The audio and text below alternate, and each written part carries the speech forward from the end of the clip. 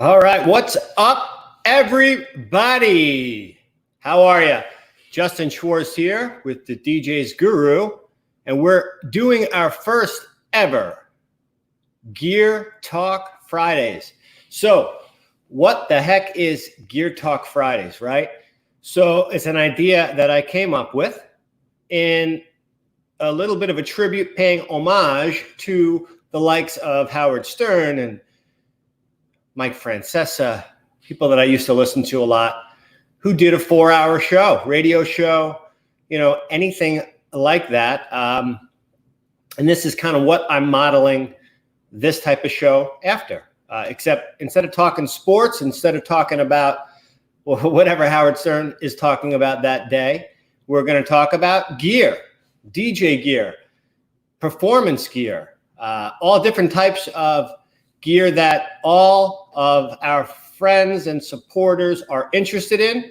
And I think if we do it topically, as today we're doing portable column arrays, it's going to give everyone a chance to ask questions, get some great information, and you know, do it in a fun, relaxing environment with myself and, you know, special guests that we'll have on throughout the event. So we're going to try to do this every couple weeks, and we're looking forward to sharing these with you. So without further ado, let's get this thing going. And today we're talking again about portable column arrays. So what is a column array? And what makes it different from the traditional two-way full-range speaker, which is what I started on. I own several pairs. You know, I recently did the HG10A review, and that, of course, is a two-way full-range, great cabinet. So it really comes down to the design of the speaker, where a full range, two-way type traditional speaker that we've all come to know and love is basically a horn, which is going to give your low frequency and your mid-range. And then that's going to be, you know, an 8-inch, a 10-inch, a 12-inch, a 15-inch, whatever the case may be. And then you have your high-range compression driver, which is going to give you your high-range frequencies. And it's a great system because everything kind of comes at you in a nice way.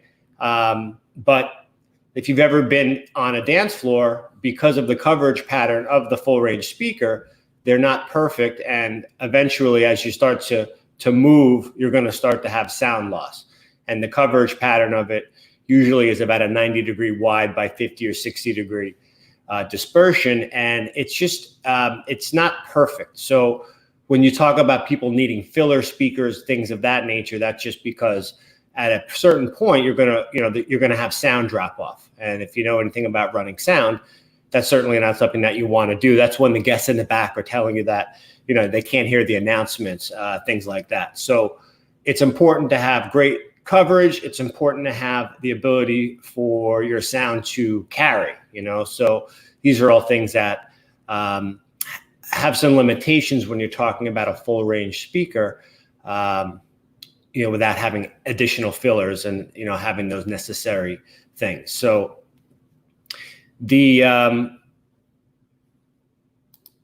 column array is kind of just, and the other thing about the full range speaker that I want to say that's important is basically a lot of people buy the 15-inch, and it's something that has happened in the DJ world where everyone thinks they need a 15-inch speaker, where the truth is, and I'm going to break some hearts out there because I know everyone thinks they need a 15, but it's really the wrong choice, because a 15-inch woofer is really designed for like a sub. It's designed to be on the floor, and when you have a 15-inch woofer up in the air on a pole, first of all, you're losing most of that bass anyway. So what you think you're gaining with the 15, you're really losing it anyway. You're just getting a much bigger box, much heavier cabinet too. The other thing too is that what happens is you're starting to put these frequency ranges through the air that really shouldn't be in the air. So you kind of feel it a little bit, but what it also does is it muddies up the sound, and it actually works against your mid-range and your high-range frequencies. So a 15 really is not ever something that I recommend. I've learned over the years when I was selling speakers not to fight it because people just want to buy the 15. They think they need it. But the truth is you should go with a 12 or lower, and you should always, always, always have a sub when you're talking about running a full range system. So every top that you have, you know, whether it be a 10 or a 12, should have an accompanying 12, 15, or 18-inch sub. And 15, I think, is really enough for most events nowadays. I don't think you need the 18 out there, but that depends, again, on the room size. Applications are different. And if you really want that low, deep end rumble, the 18 definitely is something that is appealing for sure. So what is a portable column array? So basically what they've done, and this is why I personally love them, is they've separated everything. And you have your woofer at the bottom where it should be, and it's connected to a column array speaker. And depending on which one we're talking about, they're going to have anywhere from 6 to 12 or more transducers and little what you would call speakers in there. And they're all designed in that box, pointing in different directions, which is really what's kind of cool. And we'll see some graphics later. I have a lot of really cool stuff that we'll go through.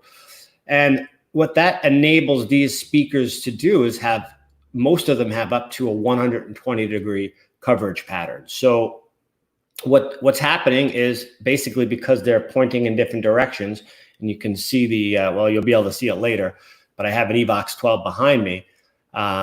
They're going to be able to get a wider dispersion of sound. They're going to be able to cover a longer area. And again, you have your mid-range and your highs traveling through the air where they should be, and your bass on the floor. So overall, it's just going to be a cleaner sound. It's going to be really nice and on the ears. And it, to me, is a more elegant sound. When people ask me, what's the difference? It's difficult to put obviously sound into, you know, layman's terms or to quantify it in a way that people understand. And I always said a full range speaker system like a K12 or an Electro-Voice or an RCF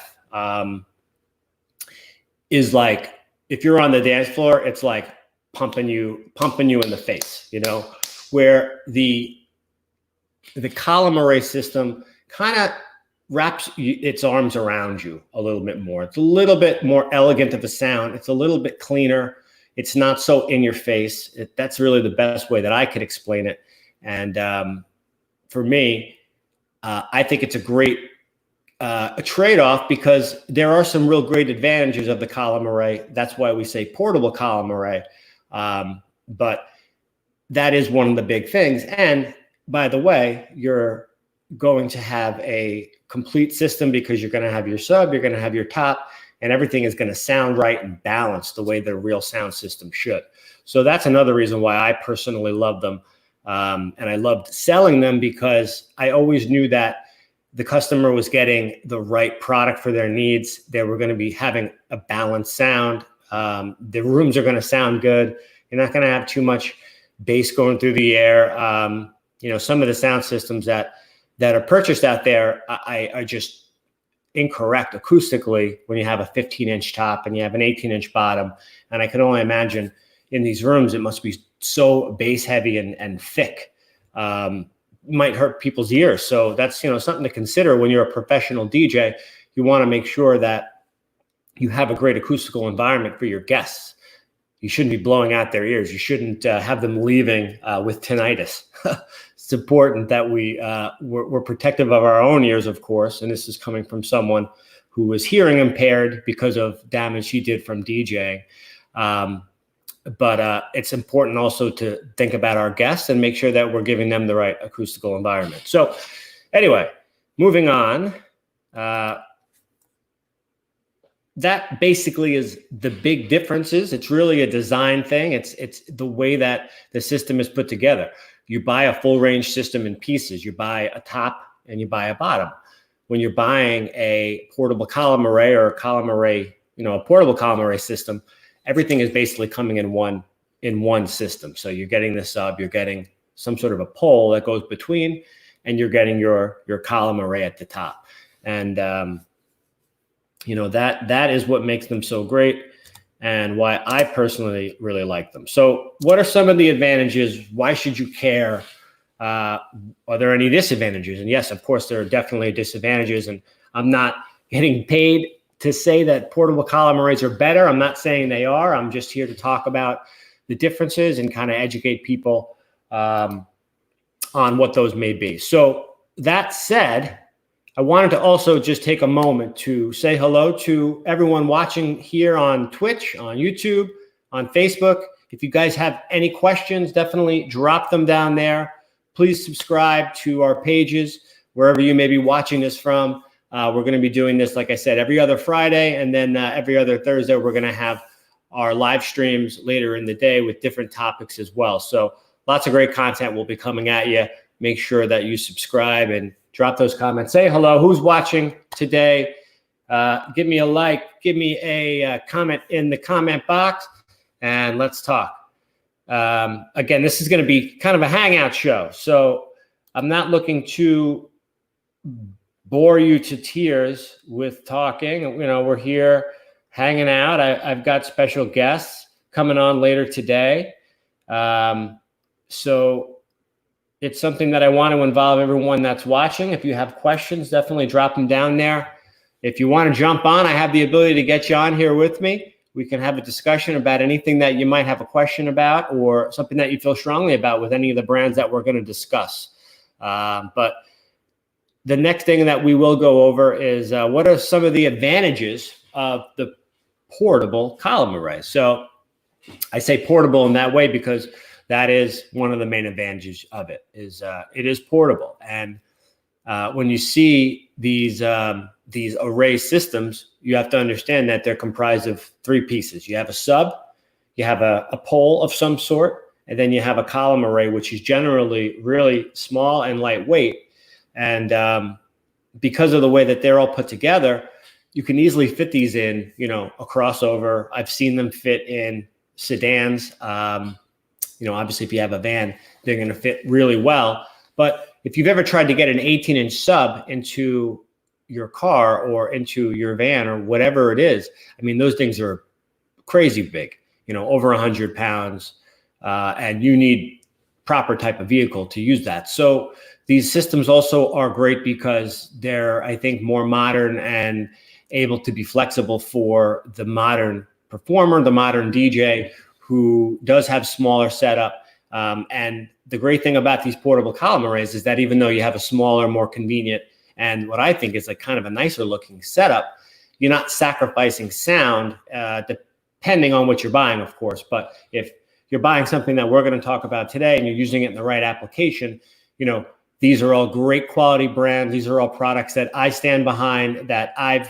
either heard very well. I know the manufacturers. I've used them in my own practices.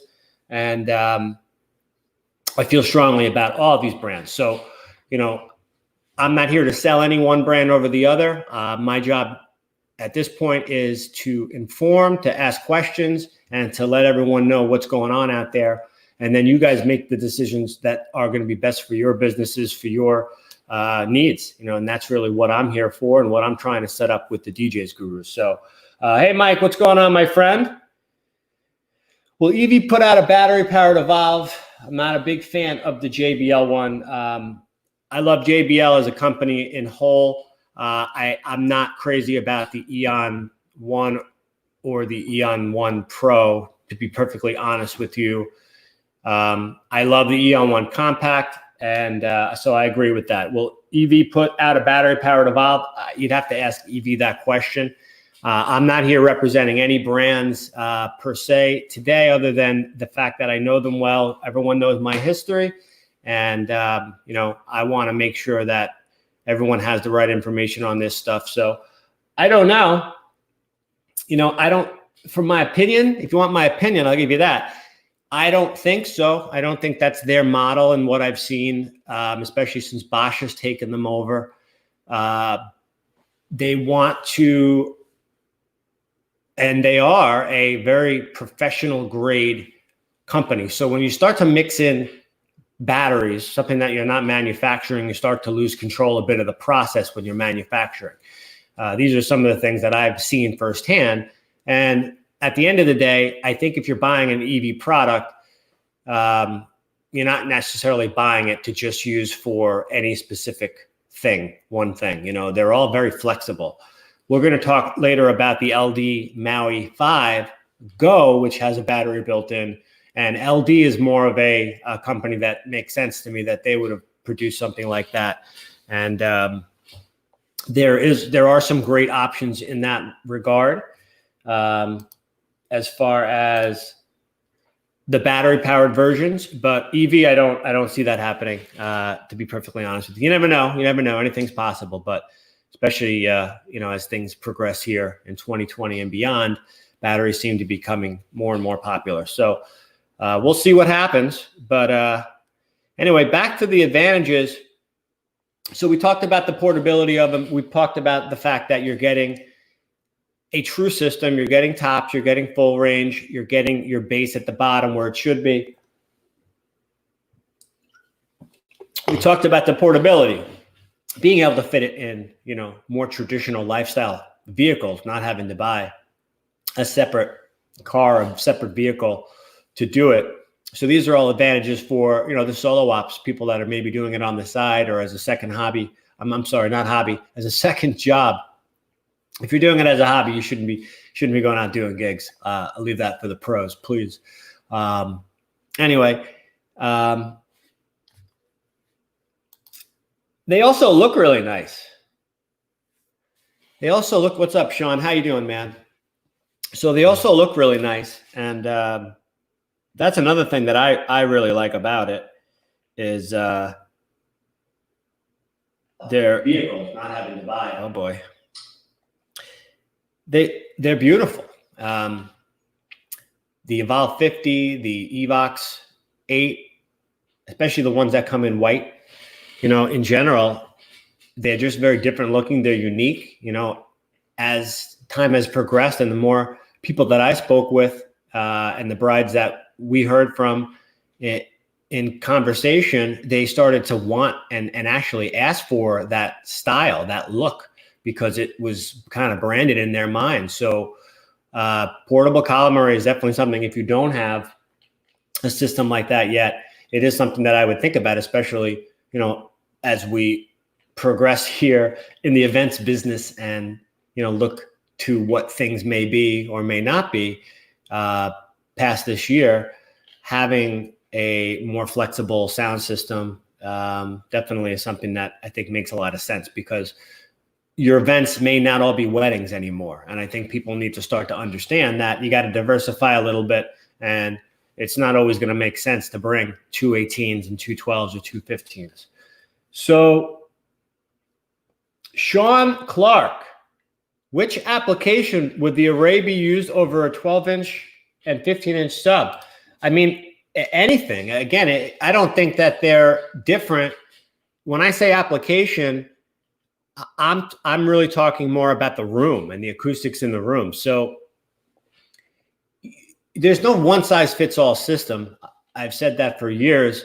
You can get 85, 90, 95, but you know, to properly do sound in any room, you have to go in there first. You have to look around. You have to see what it sounds like. You have to do tests. And if you're just going to go in there with the one system that you have and expect it to sound the same, I mean, that's never going to happen. That's just the way that the acoustics in rooms are, the way that sound travels. You can be in one room and your system sounds incredible and you're like, I love it. And then you go into some big building and it sounds completely different, and you're pushing it and you're wondering what the heck's going on.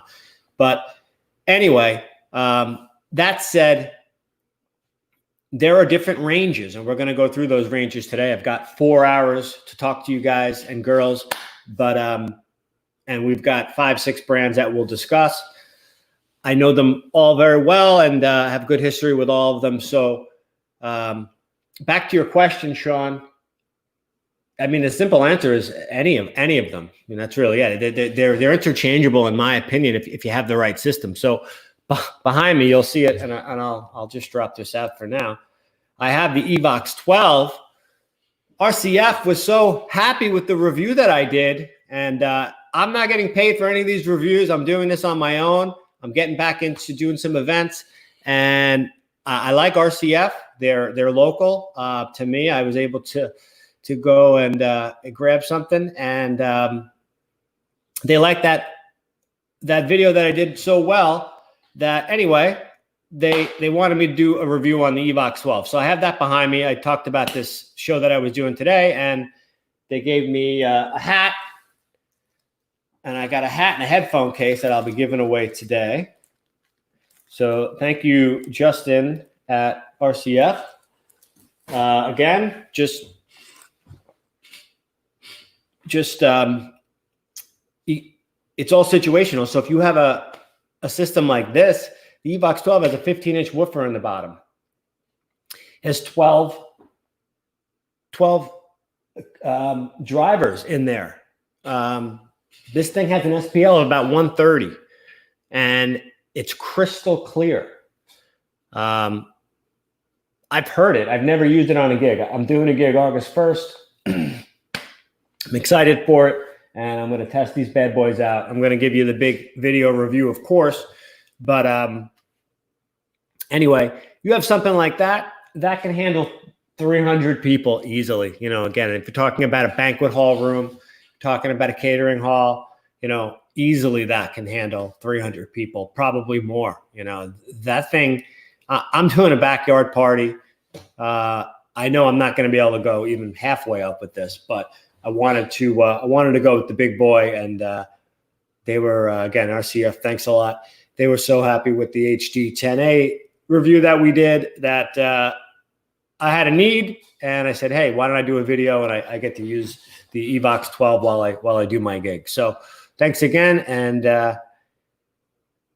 yeah. So Sean, there's not really a difference, a trade-off. It's just a different type of a design, you know, and the portable column array, I believe, is just makes more sense moving forward for me. And it all depends, again, on the situation and what you're doing. Now, this is not going to work for someone running live sound for a band in a lot of situations. If we're talking about larger types of areas, that's why they have, line arrays and not portable. This is really kind of maxed out on your events and your private events and smaller lounges, smaller nightclubs. When you start to get into some of the NXL and the NX from RCF, they're separate column speakers. Then you pair them with a separate sub, and it becomes more like the full range type of a design. So when we're talking about portable, that's with everything you see coming in one box, essentially. And, those are, again, going to be comparable to what is available out there from Electro-Voice, from QSC, from Yamaha, from JBL, from Mackie, DAS, RCF, what's available in the full range. So it all depends on the style that you like. It all depends on what your preference is. There's no right or wrong, and that's definitely something that I think people also need to understand. It's all personal preference. I love the way that looks to me, and when these first came out, I didn't really give them a second look.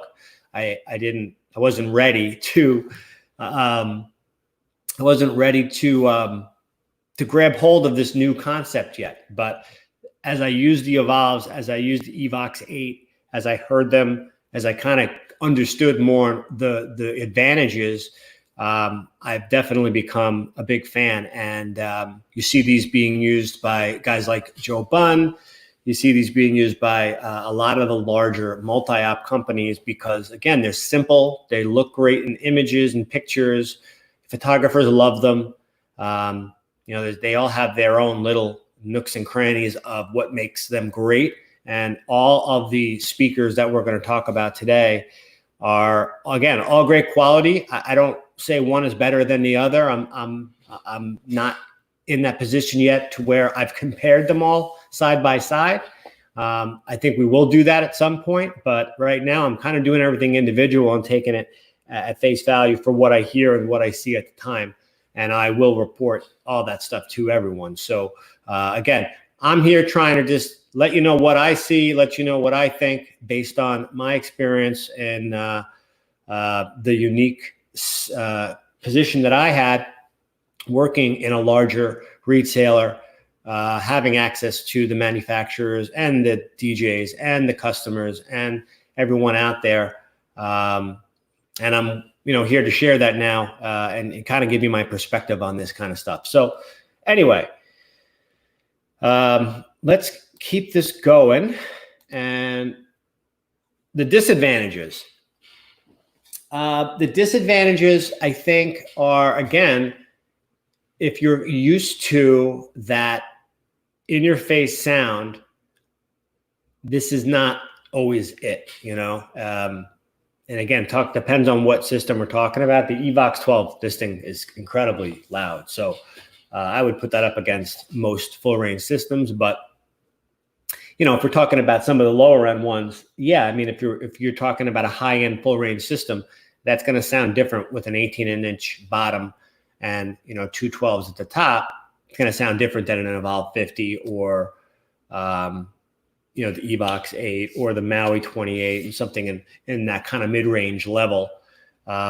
So there are some disadvantages, but again, I wouldn't bring the mid-range column array system to a 500-person event. Yes, that's probably where you're going to need to have that full-range system. So the truth of the matter is that there are advantages and disadvantages of both, and that's why I always try to talk about speakers and your pro audio as number one. It's the infrastructure of your business. So it's what's in every picture. It's what basically allows you to do your job as a performer. Without sound, you have nothing. It's in all your images, so it's in all the pictures, so it is part of your image, and also it's what you bring and takes up the most space, takes up the most strain on our back. It's the infrastructure of our business. So to have a one-size-fits-all system to me never made sense. It makes a lot of sense to really kind of look at these speakers and figure out, all right, this is a great system to use for these types of events. And yes, I get it, everyone. Money doesn't grow on trees. I'm not sitting here telling you to go out and buy everything. It doesn't make sense, no. But maybe you have two systems. Maybe you have three, or two systems and a single, Evox J8, JMix 8 to use for ceremonies. These are things that, number one, are going to make you more efficient. They're also going to save you wear and tear on your back. They're going to enable you to use a different vehicle if you don't have to always bring out your 18s. And they're going to save you time. Time is money. And let's be honest, we all could use more time. And I think the last 3-4 months have shown us that it's great to have time to be able to do things that we love and to learn and to grow. So all these things, I think, are part of the advantages and of the portable column array. And again, having both makes sense, to have a big PA sound system. Now, if you're a DJ out there, having that big sound system and saying, oh man, now I'm going to go buy a portable column array. What am I going to do with this? I'm just going to sell it. That's always kind of what people do. And I wonder, why not leave that sound system available and start not only being a DJ, right? But maybe instead of just being a DJ, you run sound for up and coming bands that don't have a sound system, and on a weekend that maybe you're not booked out 3 or 4 times, you have something else going on. And instead of selling or liquidating out something that you feel has no value, now you keep it and you're using it to generate income and make money for yourself. And yes, space, I get all that. Everything has to make sense. Everything is relevant, of course. So, that's when you get a trail. Not a trail. You get a garage. You get additional space. It's all about business, right? So if it makes sense for you to do it, then you do it. But again, you don't have to have a one-size-fits-all system. The Evolve, the Evox, the Evox 12 that I have behind me, these are not all one-size-fits-all systems. So it makes a lot of sense, again, to try to keep those types of things to having the right tool for the job. So again, we're going to go through all this stuff and we'll talk more about the different systems and where I think they're the right tool for the job, so to speak. So, hey man, what's up, Mark? Mark from RCF, how you doing, pal? Good to see everyone. Again, thank you for tuning in. This is Gear Talk Fridays. We're going to do this every Friday. Thanks for hanging out with me. I'm Justin from the DJs Guru, and we're going to do this every Friday. We're going to talk about different categories, DJ controllers, microphones, whatever it is that you guys want to talk about. Let me know. Say hello in the comments. Let me know where you're watching me from. Mark, man, I appreciate your support. Really do. Thank you. And thank you, everyone out there, for all your support. Really appreciate it. 2020 has been a crazy year, right? It really has. But it's good stuff, and I'm really excited to be able to come to everyone in this type of a capacity. I mean, we're hanging out in my living room. I got it all hooked up. What do you think? You guys like my living room? Huh? Anyway, and we're going to get to know each other really well. You're going to get sick of seeing this mug, I'll tell you that much. But I'm out there doing my thing for the community. I'm trying to build something here. I'm trying to build a community. I'm trying to build a source for everyone to kind of come together and ask questions and get information from one trusted source that has really no bias or no reason to tell you one way or another. I don't want to influence anybody. I'm not the DJs Guru, believe me.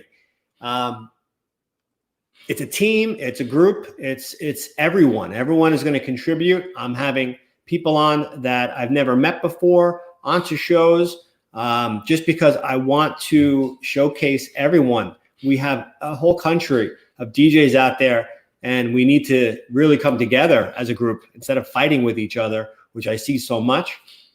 And then There's a lot of bad information out there, everyone. I'm just gonna say it, and I'm gonna try to make sure that there's someone else out there saying something about a product based on research, based on experience, and based on what they believe to be true after really looking at it, in a way that is for the best interest of the audience, not for themselves. So that said, we'll move on to the next slide. Who are the top manufacturers for portable column array? When is QSC going to come out with one, right? That's what I want to know. I would love to get an answer on that one. I love QSC. No portable column array. They have a line array in the KLA, but they do not have a portable column array system. Maybe we see it one day. Who knows? Who's on board? Ray, you on board with what? You're on board with the QSC? QSC portable column array? It'd be pretty dope, right?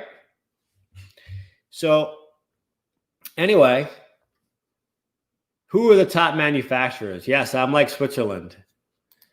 I'm not like Switzerland. In my previous position, one of the things that I really respected was that we didn't just bring in any brand. There was a vetting process. And when you're going to align your brand with another brand, you're a partner with them. And you want to make sure you're doing business and you're allowing your customers to do business with great companies and quality products. So I learned a lot about these brands and met a lot of people and saw their manufacturing process. And I feel confident in these brands. Not only is it just from my work experience, but as a DJ, I've used a lot of these brands, in my day-to-day. There were weekends where I was doing 5-6 gigs in a weekend. I'm a club DJ, but I did a lot of private events. There was a long period of time where I was a wedding guy, for years and years and years, working consistently from Friday night to Sunday night, doing, like I said, 5 gigs. Those were crazy weekends, I got to tell you. But I have a lot of love for these brands. Of course, they're great people, and at the end of the day, I like to support the brands that. Thank you, Ray.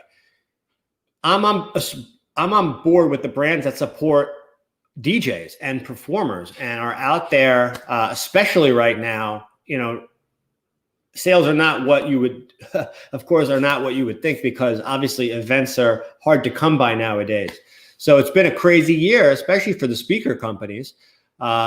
But they're still out there trying to support the industry, and that's who I want to support. I want to support the companies that you see at the trade shows that are there, putting their hand out, shaking your hand, meeting you. Relationships are big, especially in the DJ community.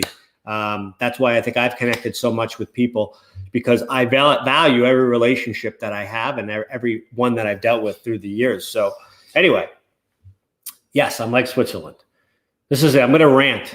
You're going to say one thing, and then I'm going to go off for like a half an hour ranting about one thing or the other. So here they come. In my opinion, RCF gets a mention. Electro-Voice gets a mention. LD Systems. Little sleeper. Good stuff. JBL gets a mention. Not crazy about the JBL portable column array. I'm just going to say that. I'm sorry, Barty Buxo. Love JBL, but they're not there yet. Turbo Sound, IP2000. We're going to have our friend Jordan Nelson on later. He used them, the IP series from Turbo Sound, so he'll talk about that more. I don't have a lot of experience with Turbo Sound. Does anyone out there have experience with Turbo Sound? If you do, drop some information in the comments what you think about it. But who else?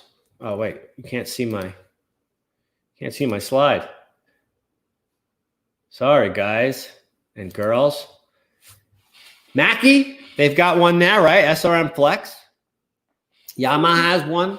Stage Pass 1K. And there's plenty more out there. Again, these are the brands that I like to support, the brands that I know about. TurboSound got to mention because, again, I know they're very relevant in the marketplace. They're actually based out of England, and I looked into them a lot, and I was impressed because from what it looks like a great product at a really affordable price. So anyway, that sound, TurboSound, for the money, best bang for the buck. Thank you, Ray. Ray, you're like #1 commenter today. I appreciate it, man. Anyway, so those are who I say are the top manufacturers in the game for portable column array. If I'm missing any, please let me know. Drop anything in the comments. I am far from perfect. I am not the DJs Guru. Believe me, anyone will tell you that. That's the name of the brand. So, and the group of people that we have working with us. So anyway, those are the top manufacturers. And we're going to go to our next slide, which is RCF. Now, I love RCF. We've been doing some stuff for them lately, and the more I hear their product, I've always loved it, but the more I hear their product and I kind of see the different variations and classes that they have and price points, you know, I have to say they're a really amazing company. Most of their products are made in Italy. It's an Italian brand. I know some of the entry-level products are Italian parts, but made in China. HG, the D-line, I believe, and the Art series. But all the wood stuff, the J-Mix, I believe, too, is China. But all the Evox stuff and anything I think wooden is all Italian made, and this product it's just really good stuff. I mean, even the boxes, when I'm opening up the boxes, it's tough to get them open. I mean, even the boxes are well made. So anyway, I love RCF. The big thing for me with RCF, and if you watched my video on the HD10A MK4, is always for me has been the sound quality. Just the way that they're tuned. They just sound really, really nice on my ears. Now, I told you I'm hearing impaired, 20% from monitor noise. Anyway, and but they're just very balanced, very clean, very very nice sounding. I don't know how else to say it. It's very pleasing on the ears. So RCF, they have a great series of column arrays. I mean, other than LD, I think they have the most number of SKUs from what I know. So you got the Evox J8, and that is a plastic box, essentially the Evox 8 in a polyurethane box, ABS, whatever you want to call it. But anything that is plastic from RCF is not like your traditional plastic like you might see in a very inexpensive entry-level speaker, you know, where sometimes you get them and there's a crack in them already. This is like, you know, it almost feels like metal, you know, with that HD10 that I had, a $449 speaker that sounded incredible, had a plastic box, which makes them much lighter weight, by the way. Unfortunately, plastic boxes, believe it or not, lose more air, which is why SPL is usually a little lower on them. But it's just a cheaper good. It's a cheaper raw good, you know. But when RCF has that plastic design, it's very robust. It's really very well made. It feels sturdy. So that's what the J8 and the J8 mix is made of. Evox 8 and the Evox 12 that you see behind me, or you saw behind me before, wooden, birchwood, beautiful, smells nice, and just a really warm sound. Of course, heavier, but I think overall, for me, I like wood. I definitely like the wooden box sound. It's always going to be a little bit warmer to me, and a more robust kind of low end, and you hear the music to me a lot better. So Evox J8. We're going to actually start with the Evox 12 because I like the J8 a lot, and I want to talk about that. And I have a lot of pictures. So the Evox 12, Jay Lombardo was going to come on and talk RCF. So I'm going to try to go slow here, and we'll talk Evox 12 since I have the Evox 12 behind me. Talk about that one first. Anyone use the Evox 12 out there? Anyone use the Evox 12? Drop them in the comments. Mark is on the road, and he is the local rep for RCF. So if you have any questions, definitely speak with him. But this is the Evox 12. It comes with a 15-inch bottom. It comes with a 12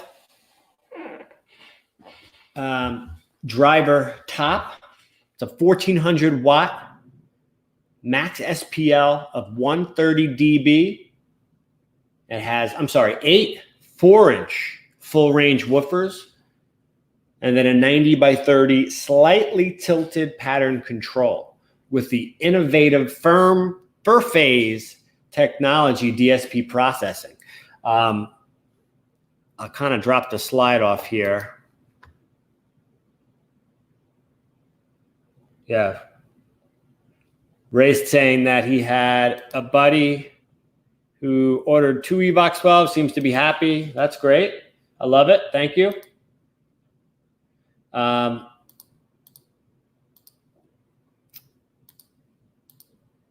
I want to get rid of this picture here. There we go. I want you to see it behind me. I'll tell you what comes with it. So again, you got your sub, you got your pole, and then you got your top. And then it comes with one connecting cable basically that goes from the top to the bottom. So what's really cool about the portable column array systems, if you've never used them before, is that you don't need speaker poles. So the days of having your tripod with scrim on it, and that takes 10 minutes by itself. You could just literally, Evox 12, you could roll it, and it has wheels and a pull handle. It's pretty crazy. But you can literally drop in your speaker sub, put your pole in, depending on which system you have. Some of them just click in, and the setup with these is really very easy. So that's another advantage of the portable column array, is setup time is like really, really easy. And, again, it's beautiful looking. So Evox 12 has really crazy specs, especially for this type of a system.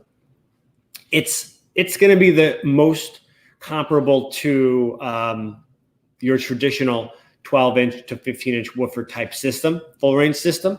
If you're doing events like 250, 300 people, those types of events, when we get to that point, of course, this system can certainly handle it. Again, if you're in a smaller room, depends on the room that you're in. Every room is different, but you could probably go a lot more than that. Everyone wants to always quantify how many people can it do. It's difficult to quantify that number because people are all different, right?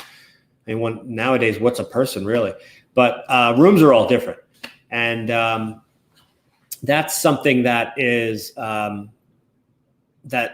it's tough to do. So again, that's why you should always have a backup. You should always have filler speakers. You should always have something with you just in case you do encounter a room where you got a dead zone in the back and 2 tables can't hear your announcements.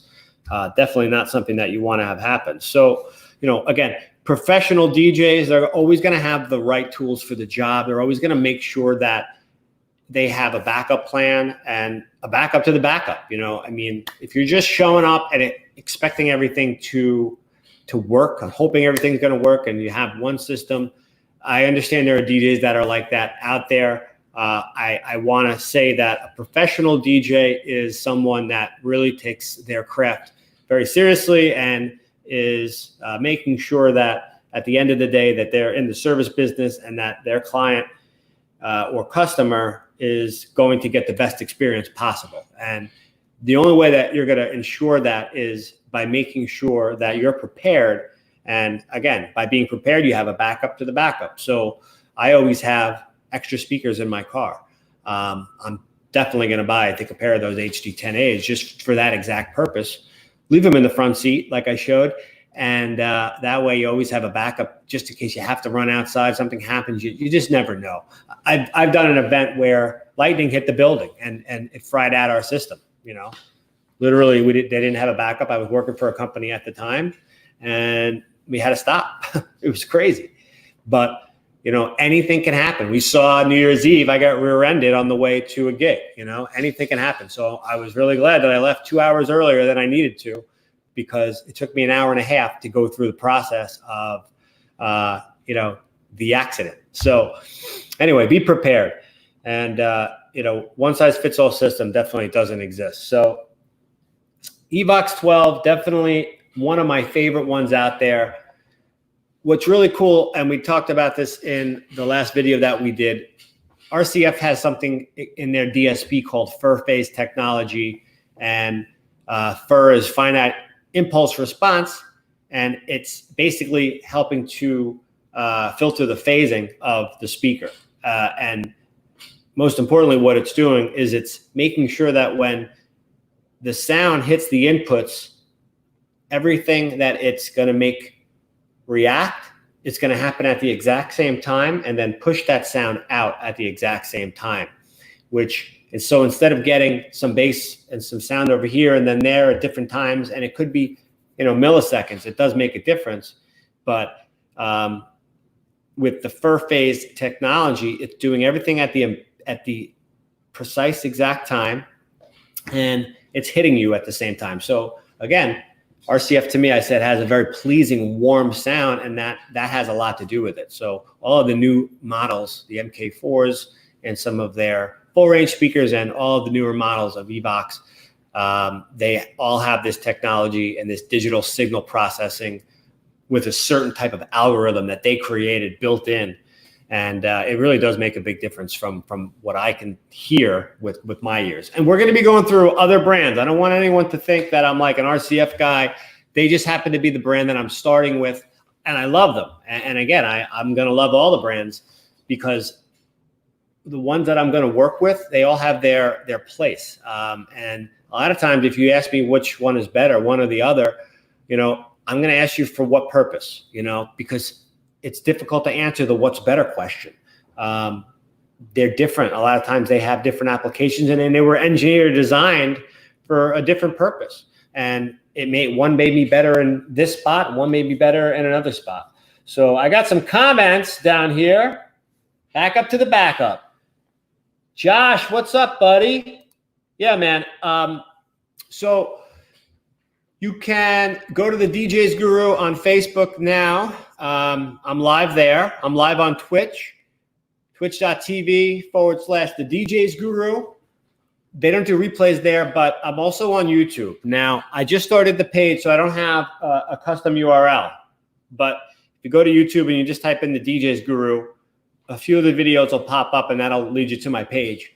And then you could subscribe there, and that will have a replay going on, you know, evergreen. So, but also Facebook, the DJs Guru on the videos tab, you can go there as well. So I'm going until 5 o'clock. I'm going to be here for a while.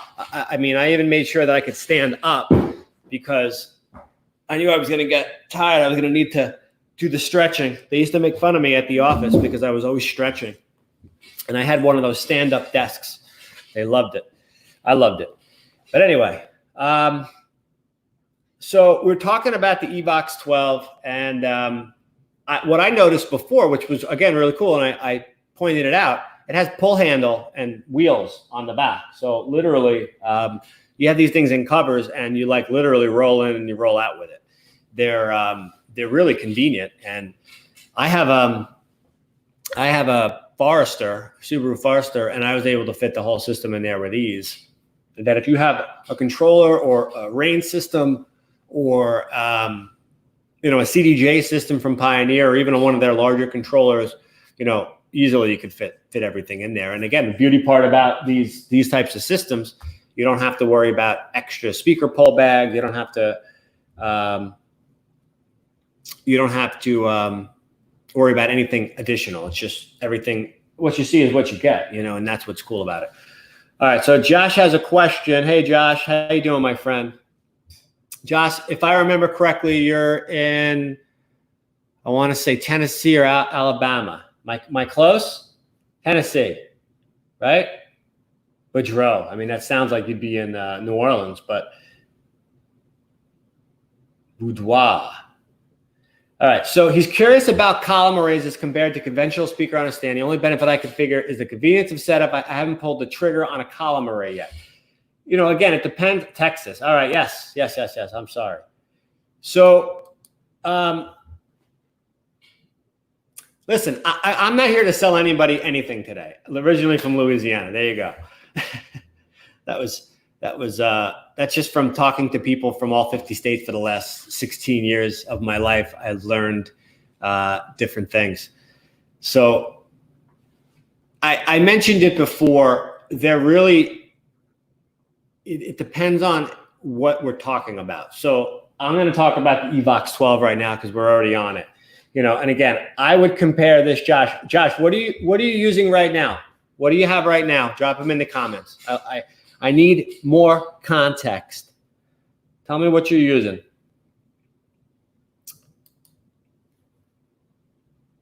And if anybody else has any other questions, please drop them down in the comment section. Hello to my Twitch people. Hello if you're watching us on YouTube. Hello on Facebook. And if you're watching us back on the playback, hello, how are you? It's Friday, July 24th. It's 1:57 p.m. Eastern time here in New York. And as of this moment, we're talking about portable column arrays, and we're at the Evox 12. Evox 12. So it's Persona setup with tops and subs. All right, so I don't know that much about Persona's full range stuff as far as their live sound. Persona's as a brand, I know their live channel and their studio mixers. The speakers, I've never heard bad things about them. I just, you know, I'm not going to sit here and tell you I know them well if I don't. Yamaha, good stuff. You know, DXR 12, very, very comparable to the K series from QSC. So, okay. So the advantages, again, and I'm not trying to sell you or influence you one way or the other. So I don't, the difference is really what it is. I believe it's more aesthetically pleasing. A system like that to me looks nicer than a tripod with a speaker on top and a scrim. You know, it's also different. It's also it's more elegant in my opinion. It's designed to work in tangent. You know, you're taking a speaker pole, a speaker, and a scrim that was designed separately, and you're putting it together. It's not necessarily going to look that clean, and it's not going to look that way. As far as the sound quality, you know, this is a different animal than some of the others, like the Evolves and some of the LD stuff, the Mackie, which have a much wider dispersion. So sometimes you don't want it so loud. You know, sometimes you're not doing a wedding. I mean, I think we've all learned that we have to diversify. We can't just think about weddings. And you're going to have to start doing retirement parties. You're going to have to start doing a lot of outdoor events. You're going to have to start doing things that maybe you didn't do before. You know, things may change, things may not, who knows? But at the end of the day, if you have this time off now, you should be preparing to diversify your portfolio in the types of events that you can do. Otherwise, you know, your business is not going to be pandemic proof, right?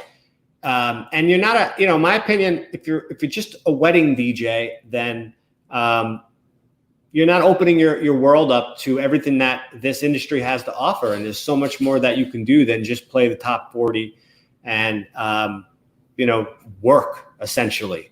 You know, that's when it becomes a job. I was always happy to bounce from nightclubs to private events because the nightclubs for me were fun. I would have done it for free.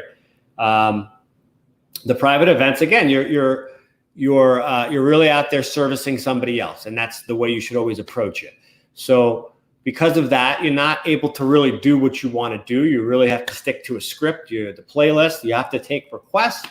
You have to do that at clubs too, but you it's just a little different. And again, when you're doing 4 or 5, sometimes 6 gigs in a weekend, wedding show during the week, it can become methodical, it can become monotonous, and you can lose some of the fun. So anyway, that said, yes, diversify your business. Start looking at other types of events. If you're not, you're going to get passed by, and that's just, again, my opinion. But if you want to grow, if you want to even exist 10 years from now, virtual events, outdoor events, all different types. House parties are going to be becoming much more popular as we progress. Things are definitely going to change in that regard. But people are always going to want music. People are always going to be willing to hire a DJ and someone that's going to be an expert in creating an experience for them that they can't produce themselves. So DJs will always exist over software and virtual whatever, and will never be replaced by robots, because they don't have emotion and they can't read a room and they don't have experience to be able to say, all right, I know this type of crowd. They dance to this song. They're going to dance to all these songs. Boom. And then you have yourself a party, right? So we're always going to be in demand. We just have to make sure that we're ready for what's going to be coming, and what the demand is going to be, right? It may not always just be weddings anymore. So anyway, I digress. So the Evox 12, again, really compact, really portable. And I hope I answered your question, Josh. I think I did. Again, it's not one is better than the other. It's really personal preference. Do you need one? You may not, If you're going to buy a portable column array, we're going to go through this later, but maybe you buy a portable column array for a totally different type of application, or, for the type of event that I just said. Why would you want to bring your big DXRs and a 15 or an 18-inch sub to a backyard party? Have you ever had to take subs on a cart on grass? If anyone out there has ever had to do that, it's the biggest pain in the butt. They always fall off. And if you could bring something like I wouldn't even bring this in, honestly, that's too big. But the Evox J8, srm-flex, Evolve 30M, Evolve 50, yeah, absolutely. But I would say Evolve 30M for a backyard event, sound's going to travel really well. That's where I think maybe you start to look at them, So if you look at it that way, then it's not about replacing what you have. And I said this earlier, it's about supplementing your business and having additional tools available to do different types of jobs. If you're a carpenter and you only have one saw, then you can only cut one type of wood, or you can only cut one type of way, and your business isn't going to grow. I think we've also seen during the pandemic here that you need to have the ability to do other things. So by having a big system, a smaller system, hey, everyone in the world went out and bought studio monitors in the past 3 or 4 months who never had them before. What were you using before? I don't understand. Were you bringing your 15-inch speaker in the house and DJing that way? That's how. That's why I'm hearing impaired right now, because of that. So anyway, this is not to poke fun or insult anyone out there. It's just about, I get it, because I did it too. I made all these mistakes, and that's why I'm trying to share my experience with everyone and let you know some of the traps that I've fallen into and some of the things that I wish I would have done better, and some of the knowledge that I've gained, through the years, just talking to so many DJs. If I told you I talked to 10,000 DJs or more in the last 10 years, would you think I was lying? It's probably more, and they're all pretty much the same cat. We're all very unique individuals. We all have a lot to say, and we're all very opinionated, but we're also very loyal people. And, we gotta keep moving with the times. So anyway, let's talk about the next speaker here. So the Evox 12, definitely a great speaker system. definitely something that you should look at. Here's the back of it. Again, this is a wooden box. Those are the wheels that we talked about. Very simple to put together. And again, this is a system that sounds like, you know, 215s and 212s. Depending on the room, you can do 350 people or more, depending on the room again. But still get that column array look and still get that great RCF sound and the portability and the convenience that we talked about earlier. So that is the Evox 12. Now, let's talk about the Evox 8. Evox 8, as you can see here, is comparable, obviously, to the Evox 12. Again, this is a birchwood box. This is very similar in the style and in the design. I think that's the J. That's the back of the Evox 8. Very, so what are you losing? So you have the same 1400 watt amplifier. Evox 8 is $17.99. Evox 12 is $24.99, Matt. So what are you losing? What are you gaining? Obviously, we talked earlier about the 4-inch full range drivers in the Evox 12. Evox 8 has 2-inch drivers, so you're not going to get the same level of output. You're not going to get that low end sound. You're not going to get as rich a sound with an Evox 8 that you are with an Evox 12. Still a great, rich, wonderful, pleasing sound, but you know, it's just not the Evox 12. That's why it's that much less expensive. Now, one thing also that you gain here over the Evox 12, which has the 90-degree pattern, this has 120-degree by 30 slightly tilted pattern control. So you're going to have a wider range with these. So they're not going to be as loud, but what they are going to allow you to do is cover a wider area. So if you're in a wider room, or again, if you're just using these for 150 to a 200 person wedding, you know, this is definitely going to sound amazing. And again, with the portable column array, it kind of wraps you up and it hugs you with sound. It's not going to smack you in the face. You're definitely going to feel the bass, but the sound is just more pleasing, and that comes down to that coverage pattern that we just talked about. Again, the fur phase technology on this, you have the superior transducers, very, very easy to use, very simple to use. Now, this doesn't have built-in wheels in the same way that the Evox 12 does, but they do sell a cart for it, which we always recommend buying the accessories, making your life easier, which allows you to kind of work it the same way. So it's got a pull handle. You throw the cover on. It's very unique in its design. And you walk in, you walk out. And not only is this great for DJs, but I've seen many types of performers use this. And because of the ease and simplicity of use, the nice design, the fact that you're getting a balanced system all in one shot, all types of performers. So musicians, you know, any type of performer, really, a street performer, one-man band, PA system. You know, that's the one thing also that we forget about with these systems, why they're great. To just have a beautiful PA system ready to go, just for spoken word, you know, it's something that's really cool. And that's something that these could be used for as well. So you have a full range system, and what are you going to use your portable array for that's just sitting around? You know, maybe during the week there's a corporate event and they need to do a speech, but they don't have sound. This is now all of a sudden you're a rental house and you're renting out your gear during the week when you're not doing an event. You know, that's the way that people need to start to look at these types of businesses.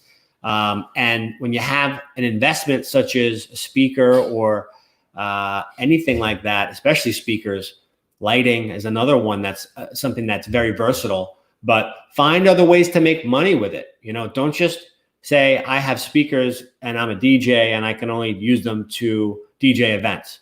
That's not the case. You know, Jason Lombardo, he mentioned to me the other day that, right now he hasn't done a gig in months, but he's renting out his TVs, for different types of events, for retail. He is still trying to make money and pivot and work and do with what he can, with what he has. And that's something that, especially once we get back to normal times, that it's very important to understand. You spend all this money on this gear, to have it sit there and collect dust doesn't ever make sense. So personally, unless you're really going to take this seriously and run a business, I don't ever recommend anyone be a full-time DJ if you're going to go into the event side of it. For me, I always felt like it made the most sense to have a job, have a full-time job. Luckily, I was able to find a job that was in the same industry, of course. But in general, it's nice to have that steady income coming in and not have to rely on, events and it's just difficult work. So it's nice to take a weekend off. It's nice to not have to work every weekend, not to mention the schedule sometimes can be difficult. So for me, I've always thought, and I've always tried to make it more about fun and, I make a little money doing it as well. I've never tried to DJ in a way that I've run it as a business singularly. I've run DJ businesses before and I've run them for many years, but, on the side as extra money. And I did quite well with it for quite a long time. But again, I always had something until now. I've always had something, full-time, and that's just the way that I recommend it. But anyway, I digress. So it's important to know that the Evox 8, again, very portable, and it can be used for a whole bunch of different things. So Evox 8, they're in black only. Evox 12, same deal. They did have white at some point, a special order, but that is no longer the case. There may be some available in the country. You got to go on a hunt for them. But anyway, they come in black, and that's a great speaker. I'm sure at some point I'll do a review on them.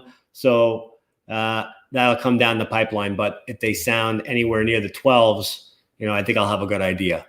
Anyway, let's move on to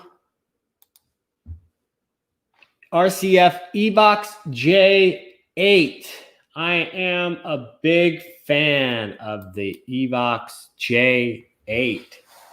So, what is the Evox J8? The Evox J8 is the Evox 8 specs. But what they did was they took the parts and they sent them over to China to be assembled there. They were able to cut the cost down. And it depends on who you ask. I've heard some people say they sound better. I don't necessarily agree with that. But everyone's entitled to their opinion. So I don't think they sound as good as the Evox 8, but I know if you save $800, it's easy to say, oh yeah, they sound just as good. I don't know about that. But anyway, they sound great. And the best part about these speakers to me is they come in at a $999 price point, and they're available in black and white. They come with the pole mount. Again, everything like you saw in the Evox 12 behind me and the Evox 8 that we talked about earlier. Everything comes with it in the system. So again, 1400 watt amp. You got a 120 degree by 30 coverage pattern, just like the Evox 8 128 Max SPL with a 12-inch woofer, and you have that fur phase technology that we discussed. But again, this is the major difference between this and the Evox 8. Again, it's assembled in China with Italian parts, whereas the Evox 8 is made in Italy with Italian parts. And this is an ABS or polyurethane cabinet, plastic cabinet. So, a lot of cost saving in that. But The advantage of the plastic box is essentially the weight. These are a lot less heavy than the eVox 8. So I'm a big fan of these. I think that everyone should take a look at these, especially if they've never purchased one before. This is a great entry point because it is a lower cost of entry. They do come with multiple different colors in the black and the white, and definitely gives you the ability to do a lot of different types of events, and kind of a Swiss Army knife in a bit, especially if we're talking about the J Mix, because we'll talk about that later. That has a built-in mixer, which is pretty cool. So I love the J Mix. I think for the price, I think it's probably one of the best value portable column array speaker sets out there. The specs on it are great. We're just talking about this here today, so there's not much else to say about the sound, but I've heard them at events myself. I've heard them in bars as well, and I was amazed, to be honest with you, because they just really do pack a punch. And again, after listening to the HD10A at a $449 price point, I can only imagine what the J8 system sounds like. So, if I'm using them and I'm doing a sound check. So yes, the eVox J8 is definitely something that you're going to want to look at. They're big on their transducers. They do take a lot of pride in that. And I will say that you don't really hear distortion when it comes to RCF. So very clean, very, very clean sound. And I'm a big fan of the J8. And if you want to see the J Mix 8, this bad boy has 4 microphone inputs, XLR, 1/4 inch. You have an additional left and a right 5 and 6 channel for a mono input. You got RCA. You also have aux out if you're going to do any type of mix down or recording. And then you have a whole mess of DSP built in, USB input, Bluetooth connectivity. So at a $13.99 map, you pair one J Mix with one standard J8, and now you have almost a Swiss Army knife. And I would say it's a Swiss Army knife for a sound system at a very low entry cost for a full system, and especially a system that sounds like this. Because the J Mix 8 would allow you to do so many different things. It can also be used just as your traditional speaker, of course, but because you have all those inputs and everything on the back, it's going to now allow you to have a place for the musician to plug into that they didn't tell you about till the last minute. It's going to give you yourself a lot of different inputs that you can use for different sources for music. And then again, cocktail, ceremony, these are all places where the J Mix makes a lot of sense. And, it's great to be able to buy one of these, and then you can buy the standard J8 and pair it together. Both come in black and white. So that's something that I recommend. And, $23.99 map, you're talking about a really great quality sound system and a lot of versatility in what you're doing. So anyway, that is RCF. Does anyone have any questions on RCF? We're going to move on.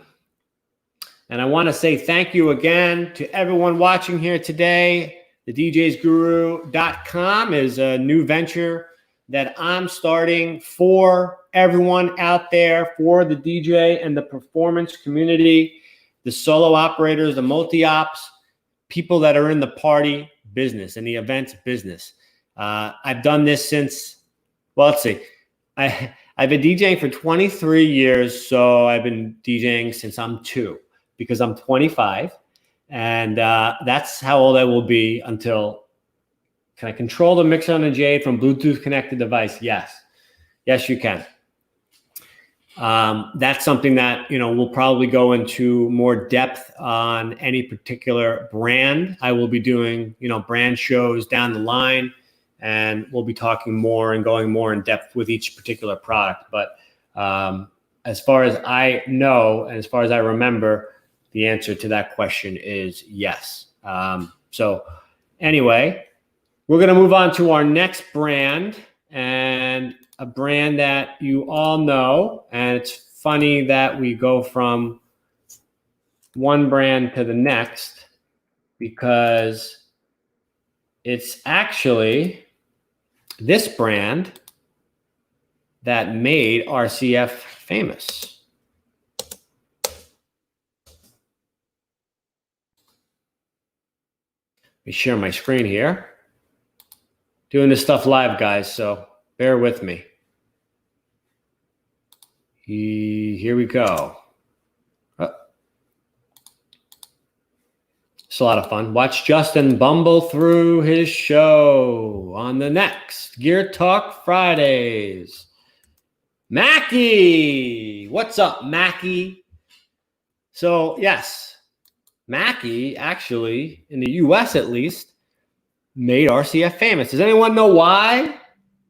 Anyone out there know why? Does anyone watching?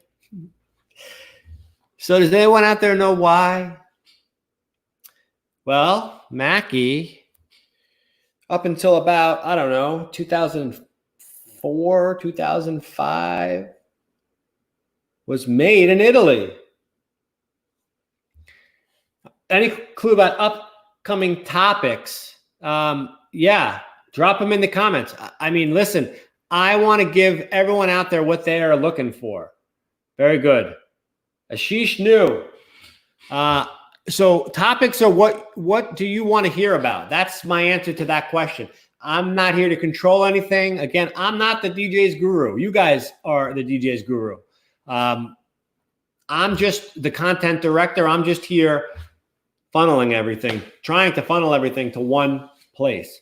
So if you have a question, you can come to us and you can ask that question, and you can feel confident that the answer you're getting is the right answer, because I'm never going to give you information or put something out there without saying I'm not 100% sure if I do say something, or I'll tell you it's my opinion, or I'm going to vet it. I'm going to make sure that the answer is right.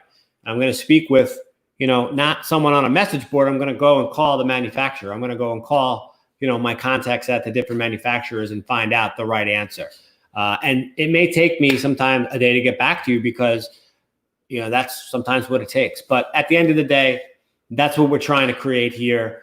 There's definitely a need for trusted information, trusted advice from someone and some entity that truly does care about the industry, and is not in it to profit.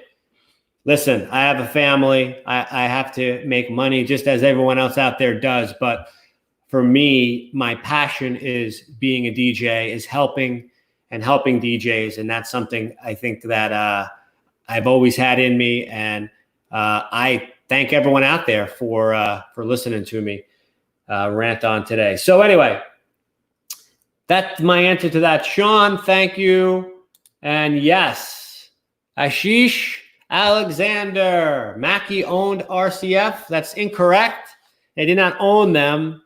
But what they did was they had their speakers made at the RCF factory, and then RCF put Mackie's logo on it. In the same way that stuff is made in China today, and then the manufacturer puts their logo on it. That's how Mackie was manufactured. Again, up until, I don't know, 2005. So, listen, everyone out there, pretty much everything at this point is assembled, in China. They don't really even manufacture a lot of stuff. They're just master assemblers, in my opinion. The parts come from all over the place. And then they just, they're great with assembly line. That's what they're really great at. Anyway, so the Mackie SRM-Flex. Mackie jumped into the pool of column array systems, right? What's hot right now? Column array systems. So, Mackie, they're in business, right? They want to put their spin on it. And I think they did a great job. Number one, I think that they looked at what someone may be using it for, and they saw what was out there, and they tried to come out with a product that was, I think, made more for the solo operator who might be a musician, who, you know, maybe any type of performer other than a DJ who just needs sound. You know, you see a guy with a guitar or a girl with a guitar in the corner of a restaurant. You know, that's what these portable column arrays are perfect for, especially because a lot of these now are coming with these, like we saw before with the J-Mix, they're coming with these cool mixers built into them. So that's one of the things that the SRM-Flex has that I really like. So Mackie SRM-Flex. Let's take a look at it. I got a little picture here for you. Where is it? I thought I had a picture. I do not. You know what I can do?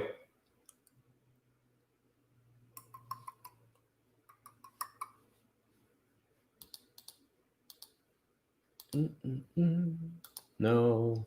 Yeah, sure. That's what she was saying no about. Amber knew.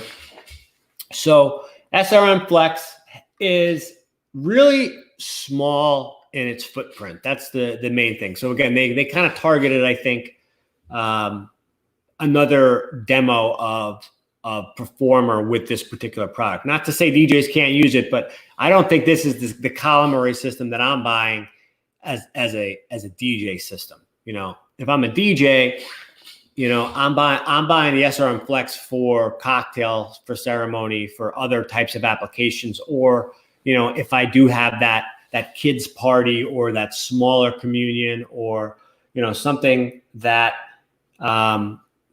that where you don't need as much sound, you don't need to really bump it up.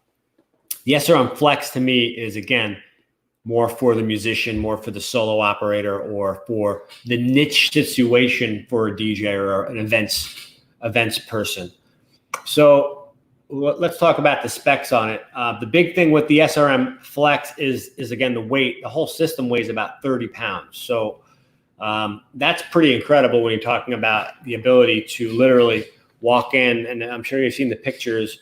You can walk in with this thing on your back, comparable to the Electro-Voice Evolve 30M, which is really lightweight as well.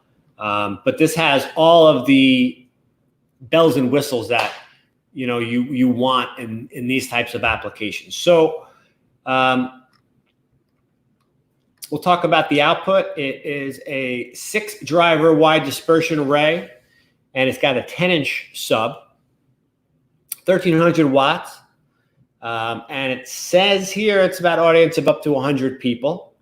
So again, that's always going to be dependent on the room, but it is the ABS molded plastic box. So again, that's why you have that lightweight, but this has some crazy stuff built into it. I like the 6-channel mixer, very similar to what we just saw on the J-Mix. So it has a lot of inputs and outputs for microphones, for a lot of different things. So again, perfect for a DJ. It's the perfect ceremony type product. It's perfect for those types of application.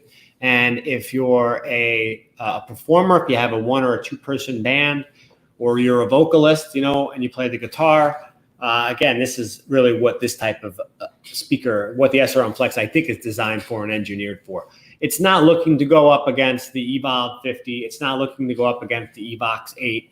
You know, those speakers have such a big footprint on the market that I think Mackie was smart, and they found a niche where this is more in the line of the JBL Eon 1 or the Eon 1 Pro, where, again, you have Bluetooth connectivity, you have a cool mixer built into it, you have a built-in DSP, very simple operation, very lightweight, comes with a cool bag that allows you to just kind of throw it over your back. And it's portable, super, super portable. So, I mean, this is something that you throw the whole system in the back of a car. You know, you could drive a Mini Cooper and and make it to your gig if you're a solo operator, musician, or something like that. Or you're like Ron Burgundy and you play the jazz flute. That would be perfect for him. So That's the SRM-Flex. I have heard it.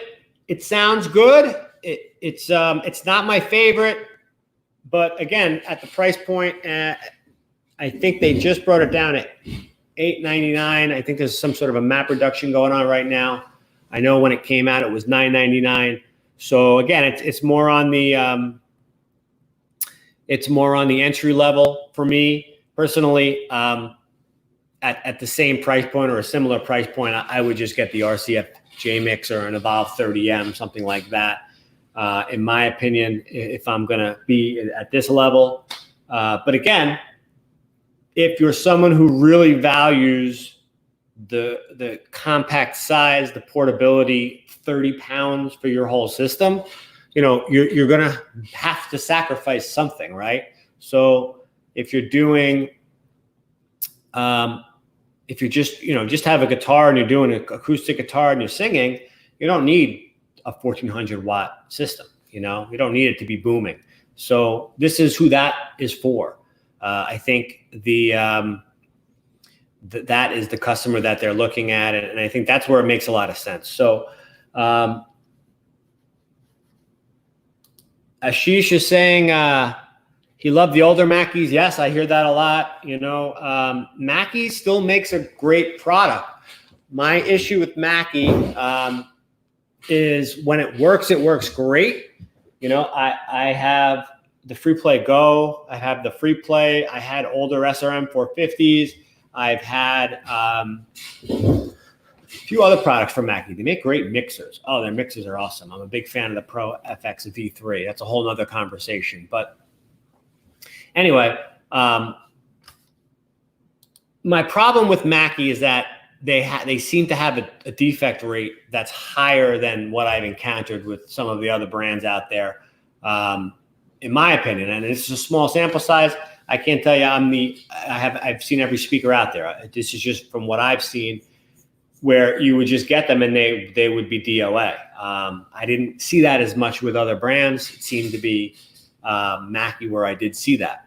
But when they work, they sound great, and they're great value. And, there's a lot of really great things about it. And by the way, if you're buying your gear from a reputable dealer and you have that problem, they should just swap it out for you. So it's a pain in the butt. I get it. But if that does happen with a Mackie speaker, just contact your dealer and generally they just replace it for you. And I've never seen it happen twice, and it doesn't happen that much. But most of the products that we sell are like fail-proof. And I just had some issues with some of the older SRM. This is not recent. This is probably going back 4 or 5 years. So anyway, anything that plugs in has the potential to be defective, So give people a chance and to help you when you get something that doesn't work.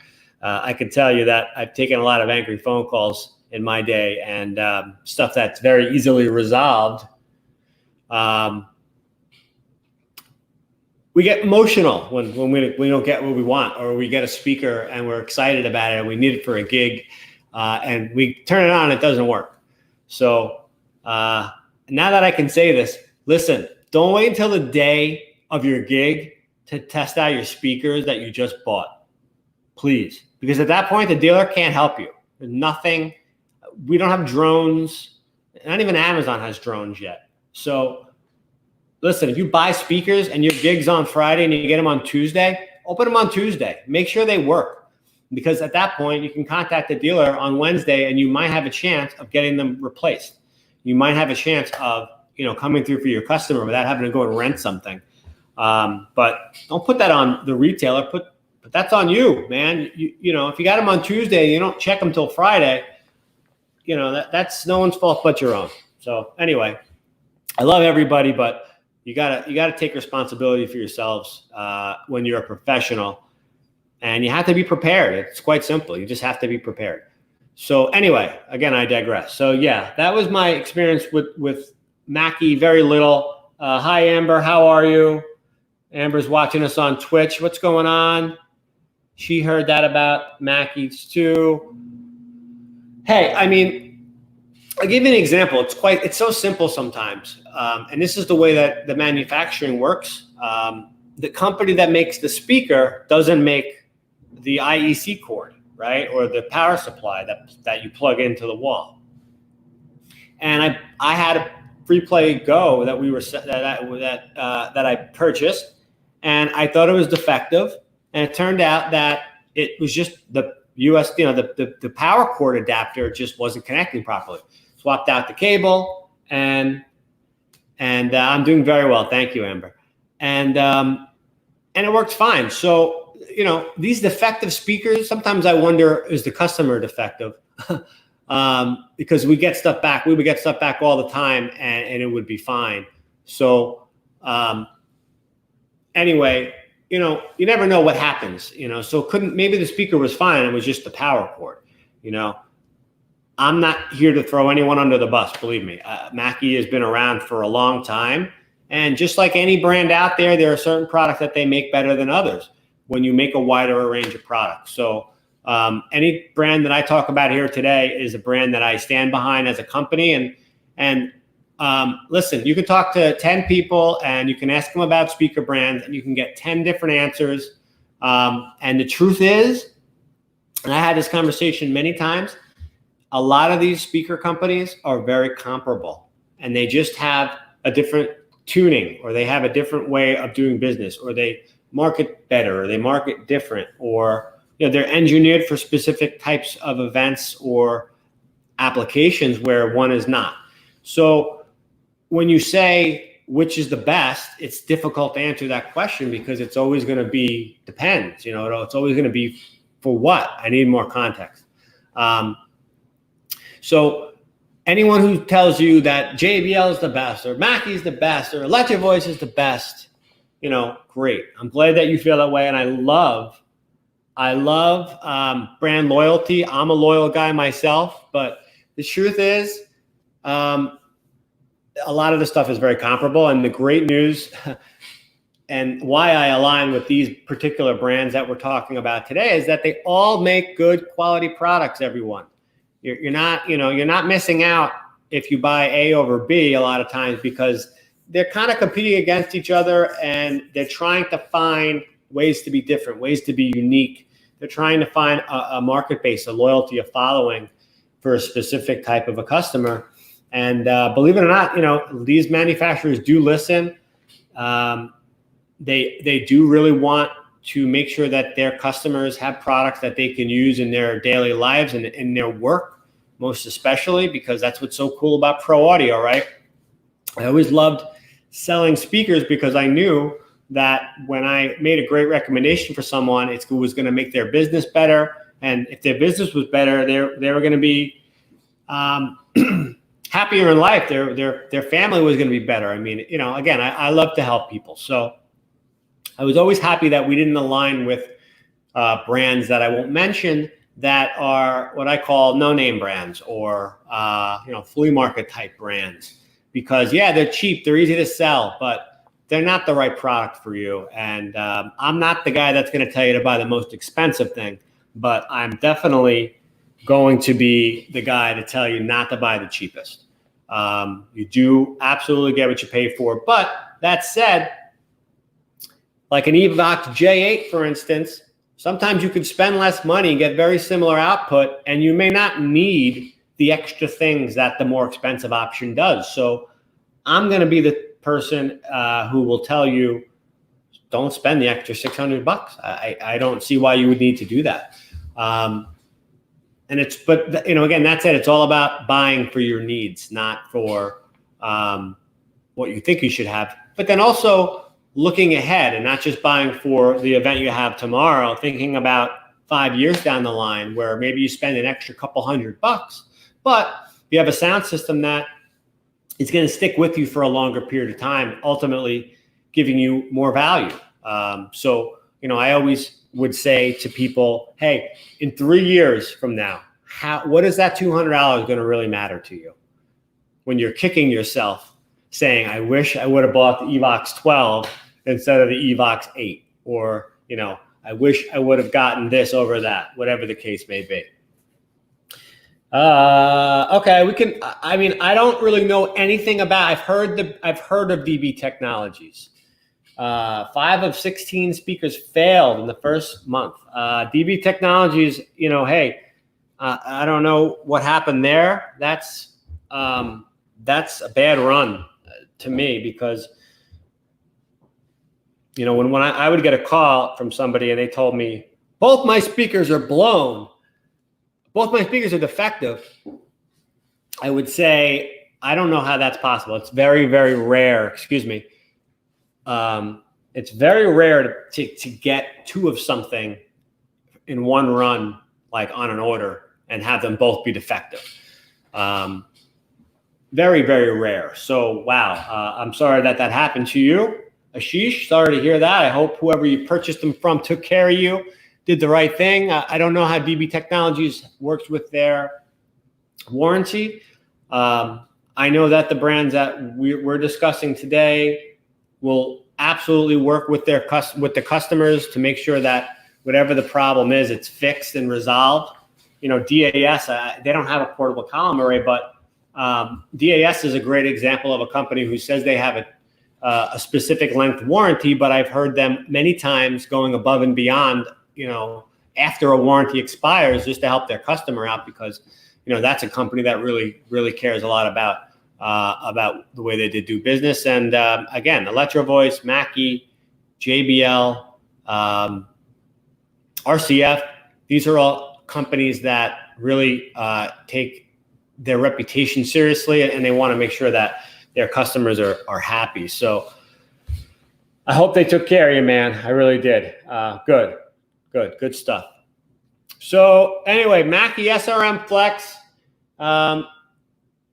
definitely another player in the market. And again, I think it's kind of tailor-made for, you know, just what they're showing on their website, which is more of that solo musician, or, you know, someone maybe that just, you know, needs some really portable sound. And if you're a DJ or an events person, I think it's a great option for ceremony or cocktail hour system. Definitely has all the bells and whistles that you're going to need for that, for sure. And again, Josh asked before, hey, I don't know if I need to make the switch.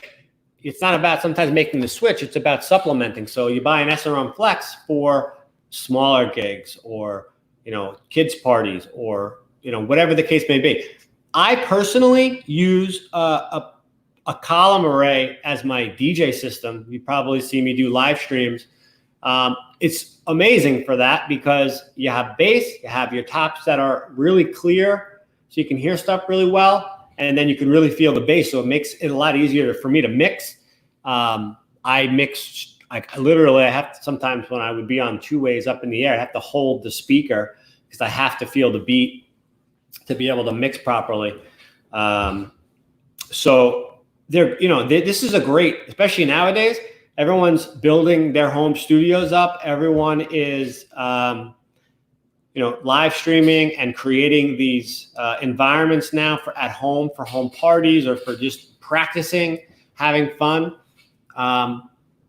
SRM-Flex would probably be a great studio monitor. You know, a monitor inside, being used indoors, party room, something like that, where you don't need an Evox 12, where you don't need an Evolve or a Maui 28, something of that level. You know, so there's a lot of, and that's why, again, I like portable column arrays, because who the heck wants to set up, you know, a tripod, put a speaker up on a pole? Who would want to do that at home? You know, it's a pain in the butt, not to mention, you know, it could be dangerous. So these are very versatile in that way, where, you know, hey, pull it right out and set it up in your home studio, and now you got a great monitor. So, you know, try to think about other ways of using stuff. And we're going to move on to the next manufacturer. I'm going to take a little drink of water here. Wow, it's 2:45. We're moving right along, and we're going to go to Electro-Voice. Who likes Electro-Voice out there? I've got a really cool thing that we learned when I was speaking with Mike Dussault over at Electro-Voice not too long ago. What's up, Mike? How are you? Hope you're enjoying your vacation. But Electro-Voice has two of the more popular columnaries out there. One that is, extremely popular and has taken over this category in a lot of ways. But Evolve 30M and the Evolve 50. Yes, the wood cabinet ones sound great. Josh, EV does make great stuff. They really do. So Electro-Voice, company been around for a long, long time. And recently, as recent as about, 10 years ago, were bought out by Bosch, which is one of the largest corporations in the world, very well known and very world renowned for their quality control process and just having a great reputation. I'm looking at my Bosch dishwasher. They make they make all good stuff. Whatever they make is good stuff. So they bought out Electro-Voice. And since then, EV had kind of a weird period of time in the early 2000s, I want to say, late 90s. They were kind of trying to grab their footing, I think, in the marketplace. But ever since Bosch took them over, very, very impressed with everything that they put out. I personally own a lot of Electro-Voice products. I'm a big fan. I have been for a long time, going back to the EV Eliminator, which was like going after PV, which is not a brand that I know a lot about. And I got to tell you, I go back to late 90s DJing with PV SP15As. I'm dating myself with the Black Widow woofer. And I blew that woofer a lot. I had problems with that woofer. That woofer didn't like me. So anyway, so I go back with Electro-Voice a long time. I'm a big fan. Great guys over there, great girls over there.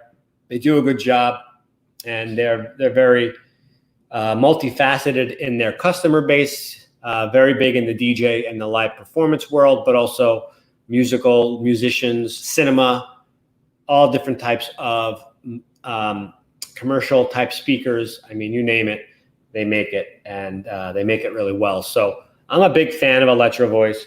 So we'll start off with talk about the Evolve 30M. And I was lucky enough to see the Evolve 30M. Where is it?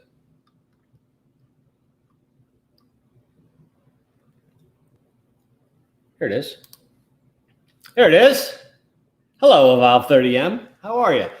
So the Evolve 30M, I got a chance to see at NAMM, and I did a review on this bad boy myself. It's a 500 watt amplifier. It is not as powerful, not as big, not as bulky, not as heavy as the Evolve 50, but it was designed for more of the mobile entertainer in the sense of, again, very similar to the srm-flex, but I think just with a little bit more of an oomph to it. But very lightweight, beautiful looking design. And what's really cool about the Evolve 30M, the M stands for mixer, and it has a beautiful mixer built into it.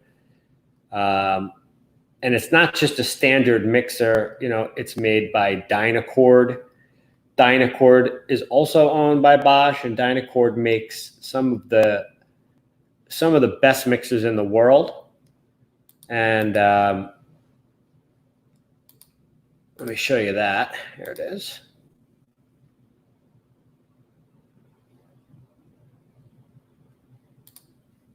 So on the back of the Evolve 30M, you have 6 microphone inputs or line inputs.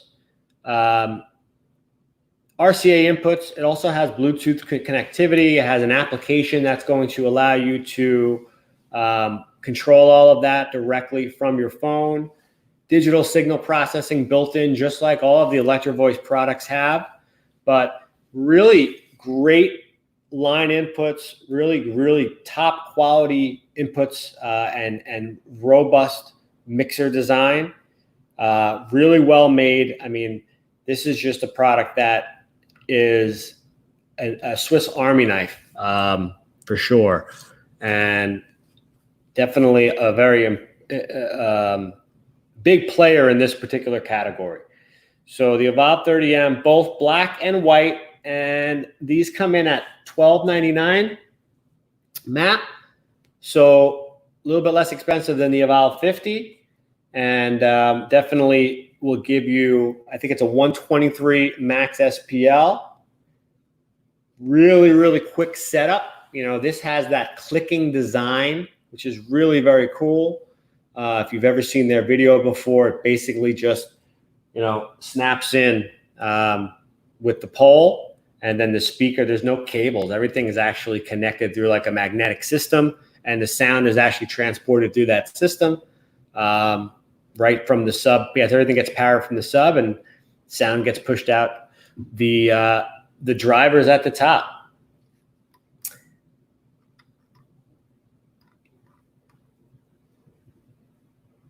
So that's the Evolve 30M, excuse me. And we are definitely a big fan of these. I heard these myself. I was very impressed. I really thought I wasn't going to sound as loud as it did, and I was surprised by the output that it had. So that's the Evolve 30M, again, black or white, and I am definitely a big fan of that system. Does anybody have any questions on the Evolve 30M? Yeah, seventh inning stretch. Yeah, I need a break. I need a little break. I don't know whose crazy idea this was to go for 4 hours, but I'm trying something different. I'm trying something new. You know, we'll see what happens with this today. We'll see if I can make it till 5. I think I'll be able to do it, but we definitely will have to take a break at some point.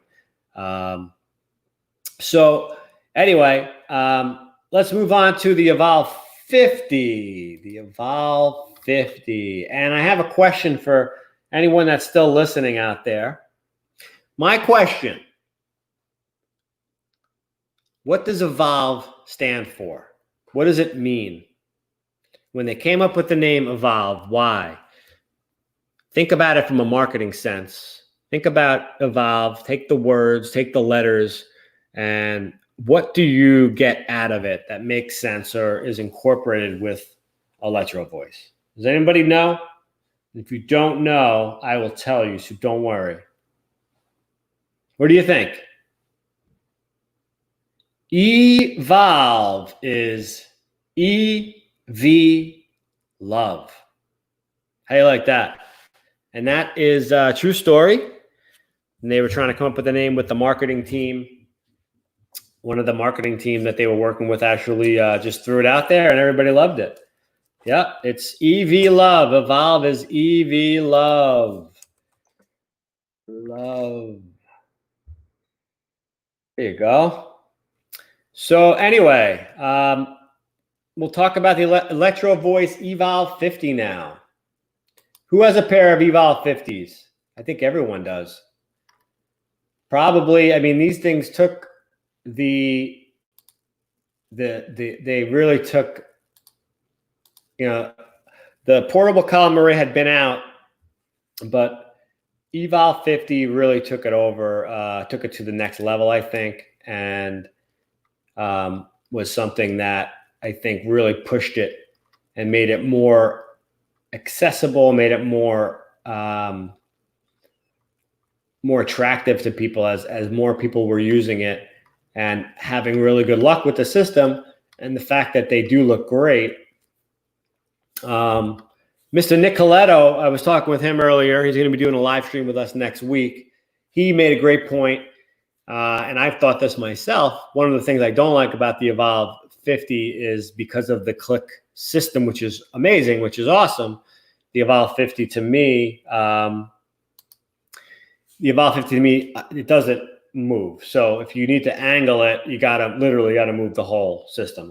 Different than you can't see it, but different than the Evox, which is behind me here, where you actually have it on a pole. It's an M20 threaded pole here at the bottom, and you can turn these, in any direction that you want.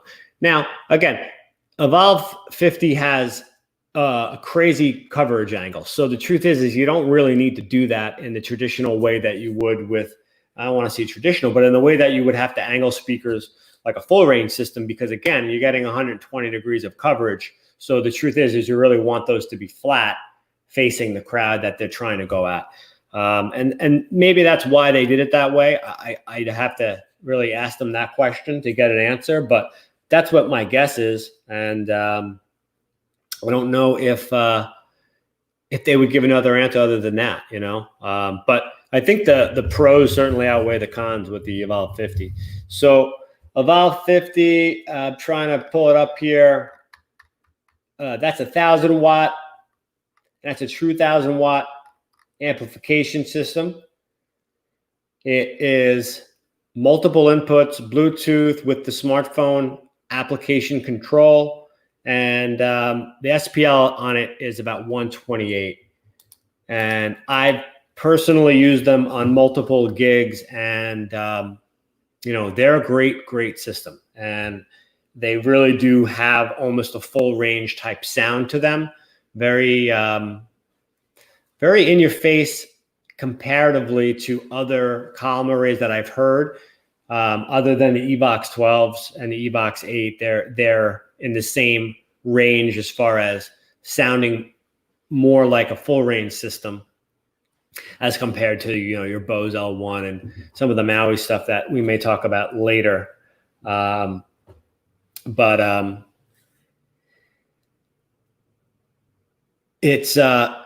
sound great. They really do. And I was very impressed with them. Again, what's great about these column arrays is that they're very clean. And again, because you have a full system, you have your subs at the bottom, you have your column array going up top, definitely is going to give you a great quality sound. It's going to ultimately give you everything that you're going to want in a balanced acoustical sound system, which is, again, something that's very important. I know it's easier just to put a couple speakers up on a pole. I get it. But it's not the right way to run a sound system. Any audiophile, any acoustic person who's went to school for it or has done any type of studying on acoustics, quite simply, you don't want to put a 15-inch woofer up in the air. It's just not right. It's what gives you that muddy sound. It's what hurts your ears.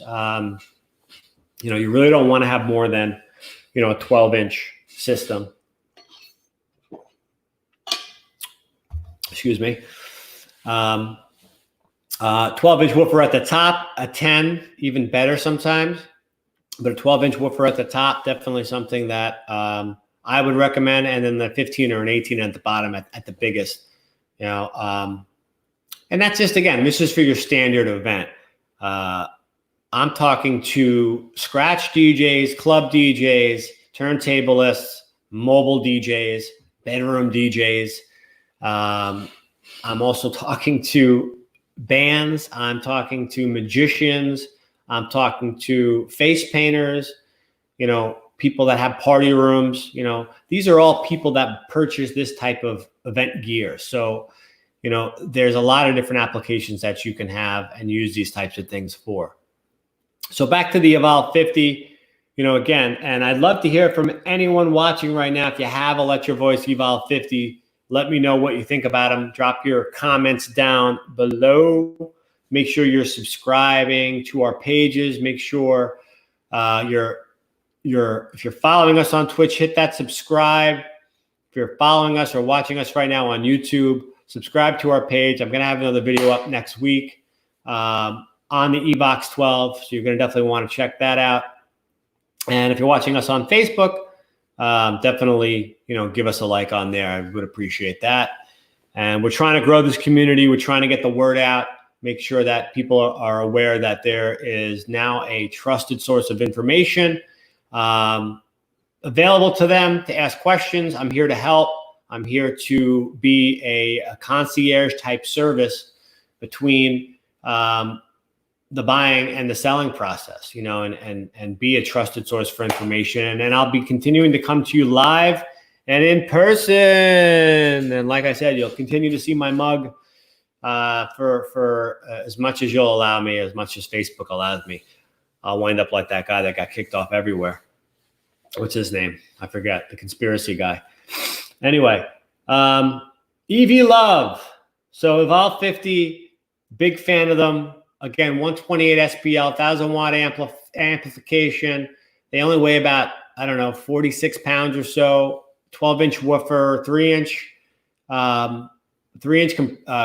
drivers. And for me, if I'm comparing Evolve 50 and Evox 8, this is one I get all the time. It's a toss-up. It really is. So SPL on the Evox 8, I'm sorry, Evolve 50 is 127, not 128, because the Evox 8 is 128 SPL. But it has 2-inch drivers, whereas the Electro-Voice has 3-inch drivers. So I always said that the EV was a little bassier, but the RCF was a little cleaner, and it didn't distort as at high levels the same way that the Electro-Voice can, or in my experience can. So it depends on what you're looking for. If you're looking to go as loud as possible, Evox 8 might be the right choice for you. If bass is more important to you, Evolve 50 might be the better choice. But again, it is always room dependent. I'm not a Bose guy. I don't have a lot of experience with them. I've never really. They're gonna hate me for saying this. I'm sorry. I don't really know anybody over there, so I don't think I'm offending anyone I know. But they just never struck me as I'm always gonna offend somebody. So what are you gonna do? They never struck me as a DJ company. Like they're more of a musician, PA. They're just not cinema, of course. That type of sound. Once you start having to go really loud for really long periods of time, it just doesn't seem, they don't seem like the right brand to me. So, EV versus Bose, that to me is a simple answer. I would definitely go EV, and both companies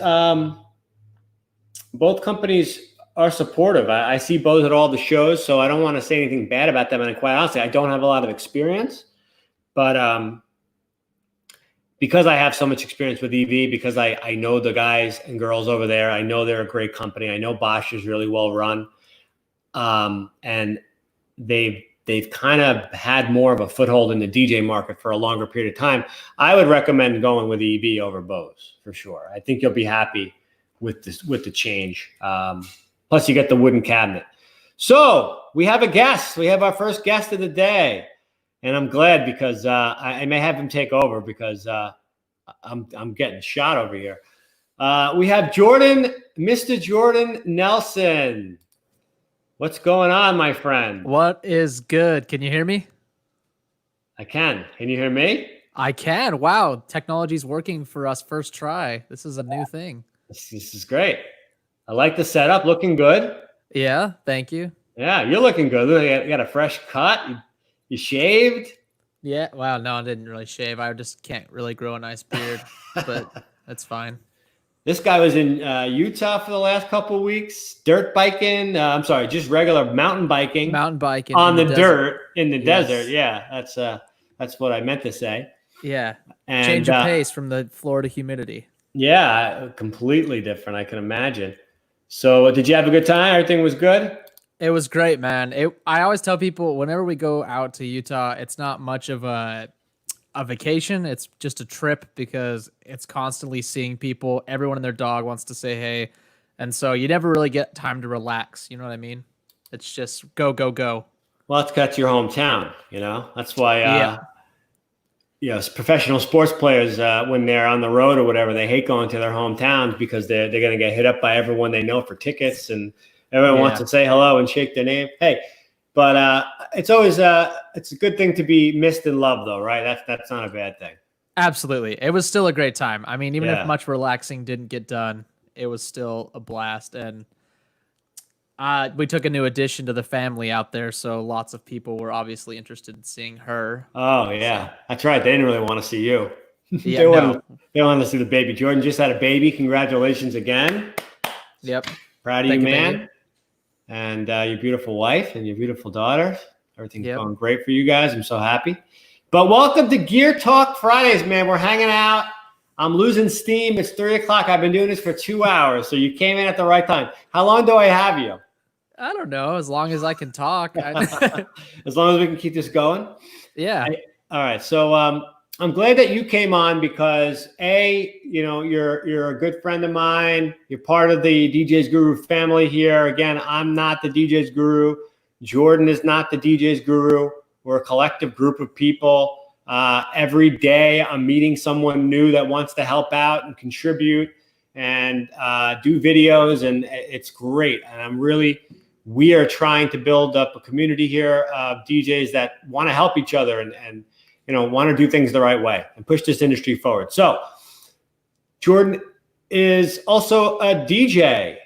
He's had a mobile DJ company since he's 15, 16? Right about then. Yeah. Just over 10 years now. And, he looks not a day over 17 today, but he is in his 20s, believe it or not. Again, it's the crappy beard, man. Hey, lucky for me, I don't look my age either. That's from what I've been being told lately. I don't even know how old you are. I'm 25. 25. I'm gonna stick with that. Shut up. And that's good. Yeah. And I've been DJing since I'm 2. And no, all I can tell you is that in the last 6 months off this face, I've lost probably 10 years. So believe it or not. I've gained 20 pounds, so we've both had some change. That's dad weight. That's new dad weight. That happens to the best of us, man. It's Corona weight. It's a combination of things, I'm sure. But the dad weight for sure, because, when you have a baby, anyone out there who's a parent and has had their first child, the best way to explain it is the first month of your life is just an explosion of everything that you knew, every habit, every ritual is now blown up, and it's time to relearn how to get everything done while taking care of a human who literally can't even move from their back. That is very true. Best way to sum it up. So it's okay, Jordan. We're with you, and it's okay. No worries. You look great. Thanks, sir. Jordan's a DJ, and he has used column arrays, but he also uses full range. I think you're a K series guy, right? QSE? No, I was an EV guy. As far as the full range cabs, I owned the EKX. Well, I owned the ZLX series. I think I sold them to you too. You did. You definitely did. Owned the ZLX when I first moved to Salt Lake from Southern Utah about 5-6 years ago. Had the ZLX for maybe a year and then was like, I need a little more punch. So I went to the EKX and had those for a long time. The EKX, I owned the 12s, the 15s, and the 18 subs at one point, but whittled it down to the 12. If you have subs, like, nobody should need a 15-inch speaker, man. 12-inch speakers all the way. So I'm trying to get the word out there, Jordan. I'm glad you said that. I've been talking about that today a lot, that we got to get out of the 15-inch full range on poles world. It's so dumb, man. They're huge. They're unnecessary. They add like 5 hertz of low end, and they sound muddy. Just get subs. Just get subs. Just get subs. Stop being a baby. Yes. Just do it the right way. Yeah. Runs down the right way. Yeah. And I get it. Listen, when I first started, I'm not an elitist. I know money doesn't grow on trees. When I first started, Jordan, I bought one turntable. You know why? Because I couldn't afford both of them. Yeah. And it sat there for 3 months. I was like, I didn't start till I was 15, but I think I bought the turntable when I was 14, my first Technics 1200. Yeah. And I waited. And then I bought the second one. So it's a progression, man. My first mixer was a Gemini dual CD player, man. And I had to like make loops on that thing. And there was like a delay when it made a loop. And the CD tray wouldn't come out half the time, you know. And then my first light was a Chauvet color bank. Do you remember those? It was like the 4 colored bulbs that just like, so yeah, it's a progression. You know, nobody starts out with the best gear. Or if you do, then I'm jealous. But most of the time, you start small and you build up. So yeah, absolutely. And you know, I'm not saying buy everything at the same time. So buy your 12-inch. I'm telling you, once you put that speaker up in the air, any bass you thought you were getting with the 15, you're going to lose it anyway. So just buy the 12, keep them up in the air. You're still going to get the same kind of kick, and then you buy the subs as you're able to. If you can, and stuff's affordable now. Like EV, all the major brands, they all have like a more affordable sub option. So if you need to start with one of those until you can save up, you know what I mean? You can do it. And again, this is why I love the portable column array, Jordan, as I was mentioning this before, is because they're kind of forcing you to buy a system and to run sound the right way. Because again, as you can see behind me, you got the sub on the bottom, and then you have a pole, some sort of a pole, and then you have your column array at the top. So all of your mid and your high frequency ranges are coming up at the top where they should be. High ranges, they don't call them high ranges because they're meant to travel low. They're meant to travel up in the air. Low range frequency like bass, which is where the sub is, and this is a 15-inch sub on the Evox 12, it's omnidirectional. It's meant to be put on the floor. You're supposed to feel bass. You're not supposed to hear bass, right? You're supposed to feel it. So again, it puts the system, it forces you to run sound the right way. This is what you would call the look of a traditional, not this aesthetic look, but sub and a top, right? With the pole in the middle. This is just a different way of doing it. So it was interesting, as we discussed earlier this week, you do have some experience with a portable column array system, right? Yeah, I have 2 of them within 10 feet of me right now, 2 different systems. So I'm glad the brand that you have, because it's a brand that I don't know a lot about, and I don't think our audience does either. So Turbo Sound, right?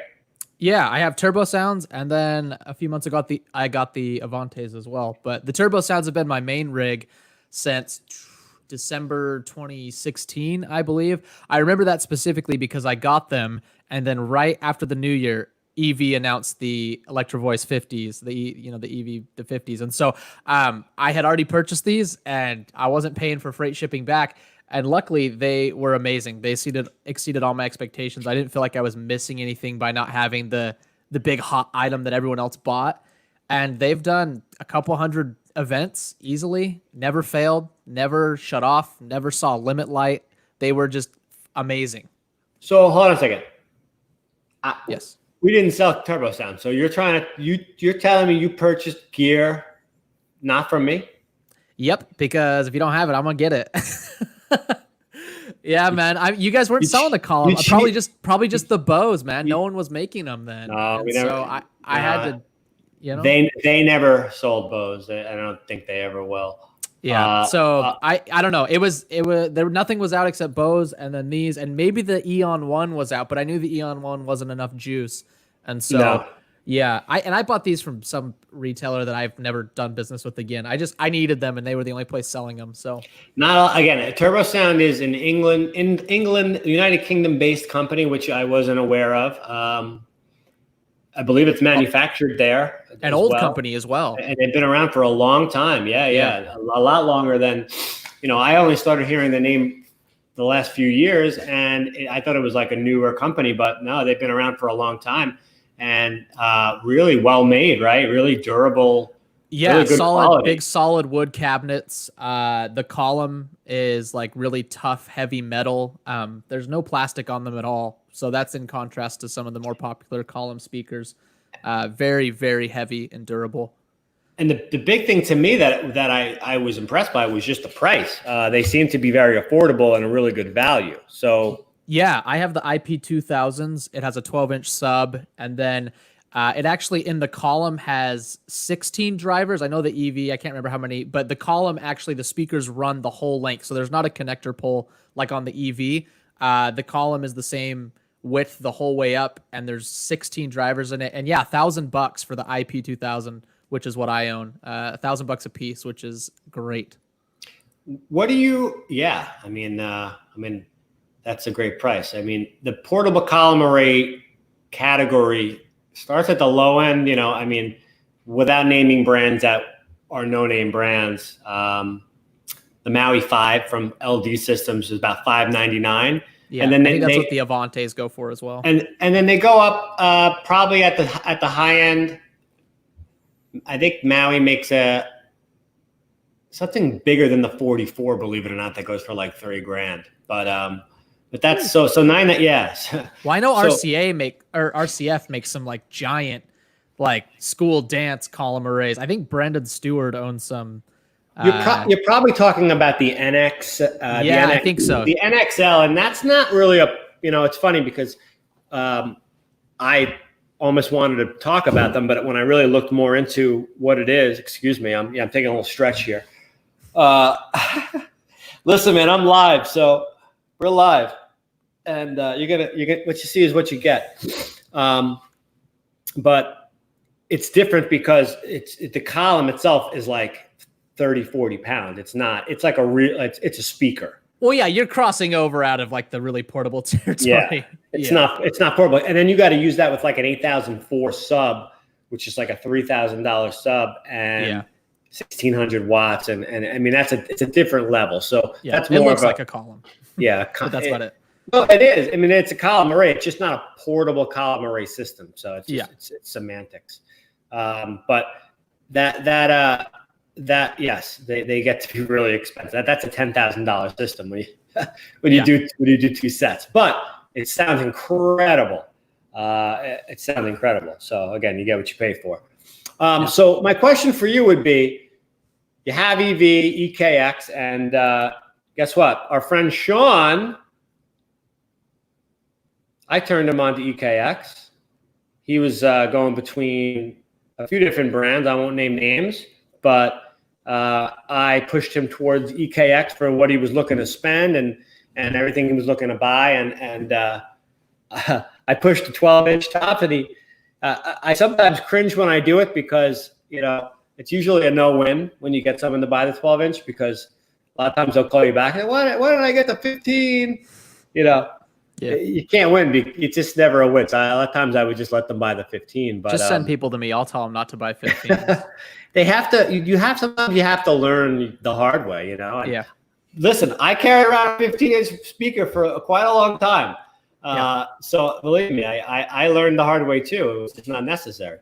But anyway, I'm glad that you're happy with them, Sean, and glad that my advice was well taken. But my question for you, Jordan, is so you have full range, you have the column array. What do you find yourself using more?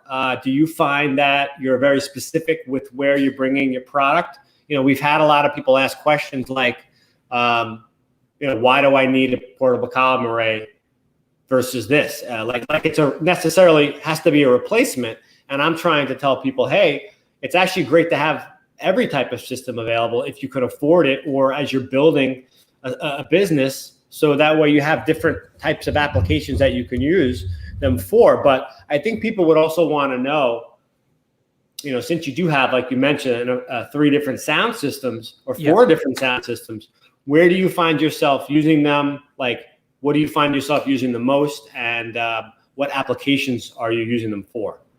Okay. A lot of questions there. I know. Yes. So the column speakers, they are my main system, those turbo sounds. And so I would use them. They would be my default option any event up to a couple hundred people if it's inside. So I'm a wedding DJ. I do, a ton of weddings. Most of them happen in indoor spaces.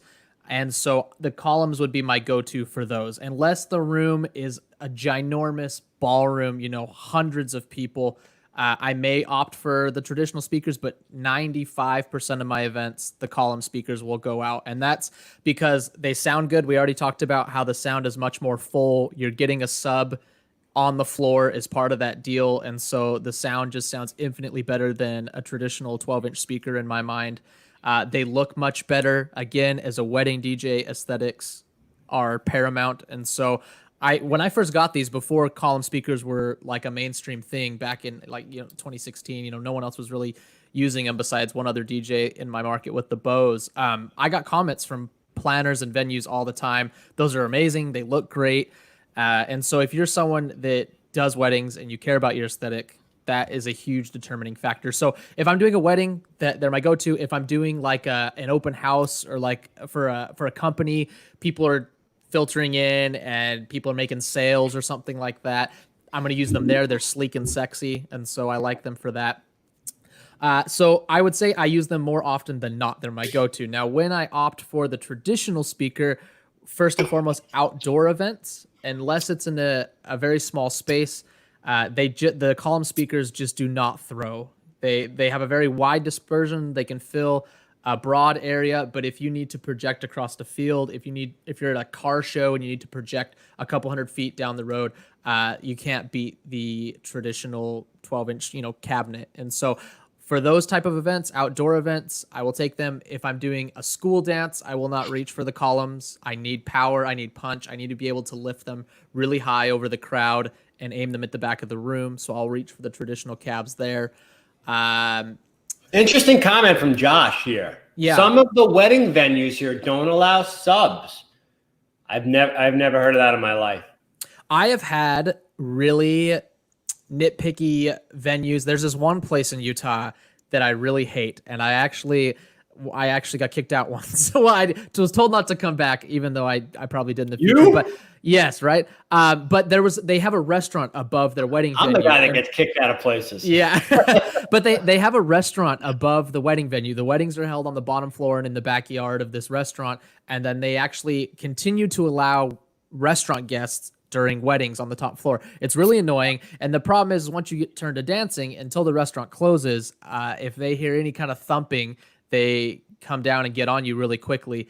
And the nice thing about the columns, right, they kind of look like a sub, but because they're attached to your speakers, it's not the traditional, people are going to come hound you. And then most of the time, these have smaller subs, at least like mine have 12s. I think the Vol 50s have a 12, right? 12, yeah. Yeah, and so it's not an 18, and you can dial it back. I guess another big selling point of these turbo sounds is Turbo Sound owns Clark Technic, which makes the effects processor section of the speaker. It's really full featured, and they're known for their effects processors. And so you can really dial back the sub. You have like independent sub control. So if you needed to, you could turn it down. But I wouldn't be concerned about a venue saying no subs. You could just turn it on and show them and be like, hey, I can dial the sub back. Just chill out. Yeah. Get the stick out of your butt. Well, that's that. And for me, I'm not going to not buy subs because I happen to go to one venue that didn't allow subs. For me, I get what you're saying, but at the end of the day, it still doesn't make it any less wrong to not be using a subwoofer with a top. It's just again, that you. Well, most people hear subwoofer and they think like school dance, like blasting your hair back. But a sub can just be used to complement the sound and fill out the low end. Like most 12-inch speakers are woefully underpowered in the low range because they have to ride the line between muddying the mids and having a really punchy low. You know what I mean? Because that 12-inch driver is covering everything from 40 hertz all the way up to, I don't know when they cross over, a couple thousand hertz. And so, a subwoofer can just take off the pressure from your mid-range drivers and make the sound more full. It doesn't have to be like driving, chest pumping bass notes. Yeah, especially some of the subs from QSC, the KS112 specifically, sound incredible. It's a single 12. It sounds better than the old K sub, which was a dual 12. And it's very, very small. I think it weighs like 60 pounds, something like that. So again, if you don't have a 15 on the top, you can use a 12 with a 12. It makes sense. So it doesn't have to be, like you said, the big 18 that everyone thinks about when they hear the word subwoofer. So so anyway, so you were talking about your full range and when you use that, and then how do you like the Avante system, by the way? Which is that's kind of like where it's like multiple heads, right? So the Avante it's actually similar to the turbo sound in that the column doesn't have like it has an extension pole, but it's the same diameter or the same width as the whole column. It's a smaller system. It is an 8-inch subwoofer, and it doesn't go as tall as the turbo sounds. It's not nearly as powerful, but it's only $500, right? So I did a review on it on my YouTube channel, and I was blown away by the clarity. I think it really, really shines. Guitar, vocals. I was expecting at the $500 price point to get pretty average quality as far as the sound, and it really blew me away. Now, does it go as low as any other column speakers? No. It's got an 8-inch woofer. Is it as powerful? No. I think it only has like 116 max dB. So it's not what you're taking out to do large weddings or even maybe a medium wedding. But if you need a ceremony speaker, if you need background music, cocktail hour, something like that, it's got a really small footprint. It's really light. It has a handle on top, which my turbo sounds don't. They're only on the sides. So I love how portable, and I love how clear it is. That's good stuff. Yeah, I'm glad that you brought that up. And but before I get to this point, if you want to see some of Jordan's reviews, you can actually check him out on YouTube as well at Phase Reviews, right? Yes, Phase Reviews, which is my old DJ name, which was retired, and now it's the YouTube channel. And that's FAYZE Reviews, right? That is correct, yes. Cool. I had trouble spelling. I want to make sure everyone else can understand it as well. I mean, my number one mistake, and here's some advice if you're a new DJ, don't choose a name that's hard to spell if you want to be a DJ. Because I chose Phase growing up, and I was like, oh, I'll be fun and spell it F-A-Y-Z-E. And that's why I changed it in 2016. I switched. I went away from DJ Phase because everyone got flipped up with it. Everyone's like, is your name DJ Phasey or Faiza or whatever? I heard everything. And so pick a name that people can pronounce and spell, or just go by your actual name. I'm just DJ Jordan Nelson now because I don't need a funny name. I can just be me. You know, all the people that I look up to in the mobile DJ industry go by their names. Jason Jana and Joe Bunn. Yeah, Scott Gould. You know, just be you. You don't need a I think that's always the way to go. And if you're gonna have a catchy name, make it your company name. You know, I think one of the things that I would encounter all the time was these company name changes or DJ name changes all the time. Like, branding is obviously important, and you know, I used my middle name as my DJ name. You know, Justin Michael Schwarz is my name, and I was DJ Justin Michaels. It made sense for me, and then for a while, people didn't even know my last name. That was just my name. You know, it wasn't until I went more business that I decided to bring Schwarz back out. But I go by either, so that's why I put the M. That's why I put the M in there. Yeah. But I mean, that's super important to understand and to make a decision at an earlier age. And I know that's difficult, but try to think about these things long term. And if you're gonna make a change, sometimes you got to stick with it, because if you start making too many changes, then you know you just don't look good as a business. Who's going to want to do business with someone that continues to change their name? It kind of looks shady. You know? Yes, absolutely. And it's a pain in the butt, especially if you're running a company, to buy promotional materials and buy a web domain and build a website. Like, all of those things are a pain in the butt. And I held on to DJ Phase so long because I didn't want to go buy DJ drops and go get a logo made. It just takes so much work. And the old adage, like, buy once, cry once, or, you know, you get what you pay for, is so true. Like, drop the money on good materials, pick something you really love and that you're not going to change it in, because just do it up front. You know, it's going to suck, but just do it, because otherwise it's a pain.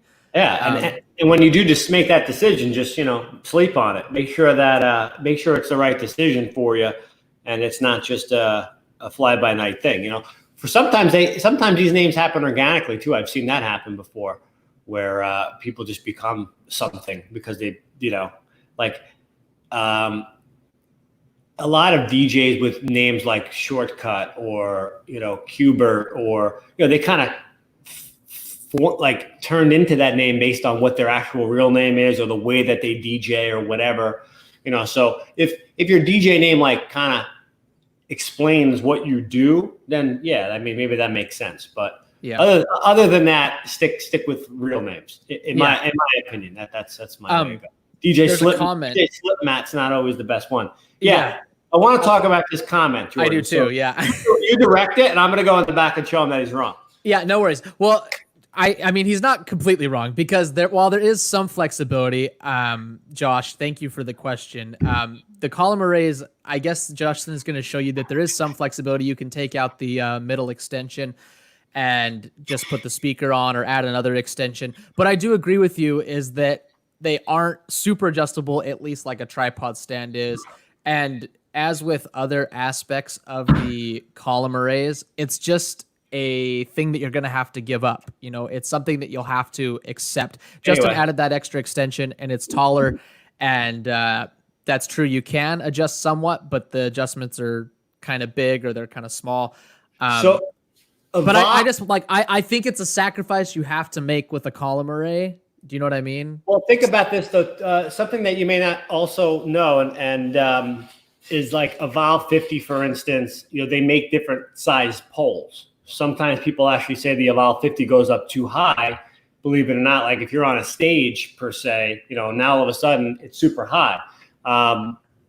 They make a short pole. So they do make accessories a lot of times that actually solve these problems. People just aren't always aware of them. And sometimes the dealers don't even realize that they're out there and you have to find it on the company's site or whatever the case may be. But yeah, that could be one of the disadvantages. So I'm not saying they all are adjustable. Some of them certainly are not. So again, that's where the information is important because again, you want to figure out what your needs are when you're buying a sound system. And again, that's why it may not always make sense to just have one system. Yeah. So that is, that can be one of the disadvantages of the portable column array. But I don't think it's a disadvantage. I think it's just a trade-off. Like everything has its advantages, its pros and its cons. The traditional speakers have more throw, they have more punch, they are more adjustable on a tripod. But the column arrays, they look better. They have a wider spread. They blend in better. They have a more full sound. So to me, the pros of the columns outweigh things like less adjustability. Because I mean, at least for me, I roll up to an event and I put my traditional speaker on the same height adjustment every time. Do you know what I mean? I got to my nose. Yeah, 4 holes up or something. You know what I mean? Like it's the times when I need extra adjustability are very few and far between compared to 90% of the gigs I run them at the same height. So what I was going to say also before I left that comment up for too long and then jumped in the back. And Josh, I wasn't trying to be insulting by any means. I just I wanted to show you that there are some portable column arrays that are adjustable in the pole. So Jordan talked about the Avante system, and he said he was blown away. Right now, the term "blown away" is relevant to the product that you're reviewing. Right. So, for instance, you did a review for us on the APX15 Go BT, and I had like somewhat of a debate with someone that's saying, why don't you talk about the Eon 1 compactor, this or that, and it's so much better and blah blah blah. And I said, well, it was a review. It's a product that's out there. People should know about it.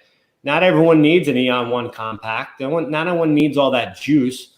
And, at the end of the day, if you come into a review on a $179 item and say that the $500 item is better, we realize that, of course. It's like saying in a 3 series review, but the 6 series is better.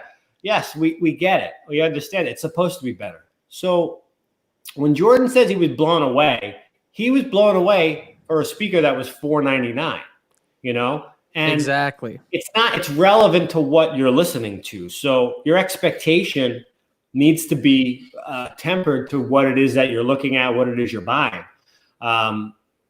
Just because a speaker looks like another speaker doesn't necessarily mean it's going to sound like another speaker. And a lot of these portable column arrays have these, have a similar look to them.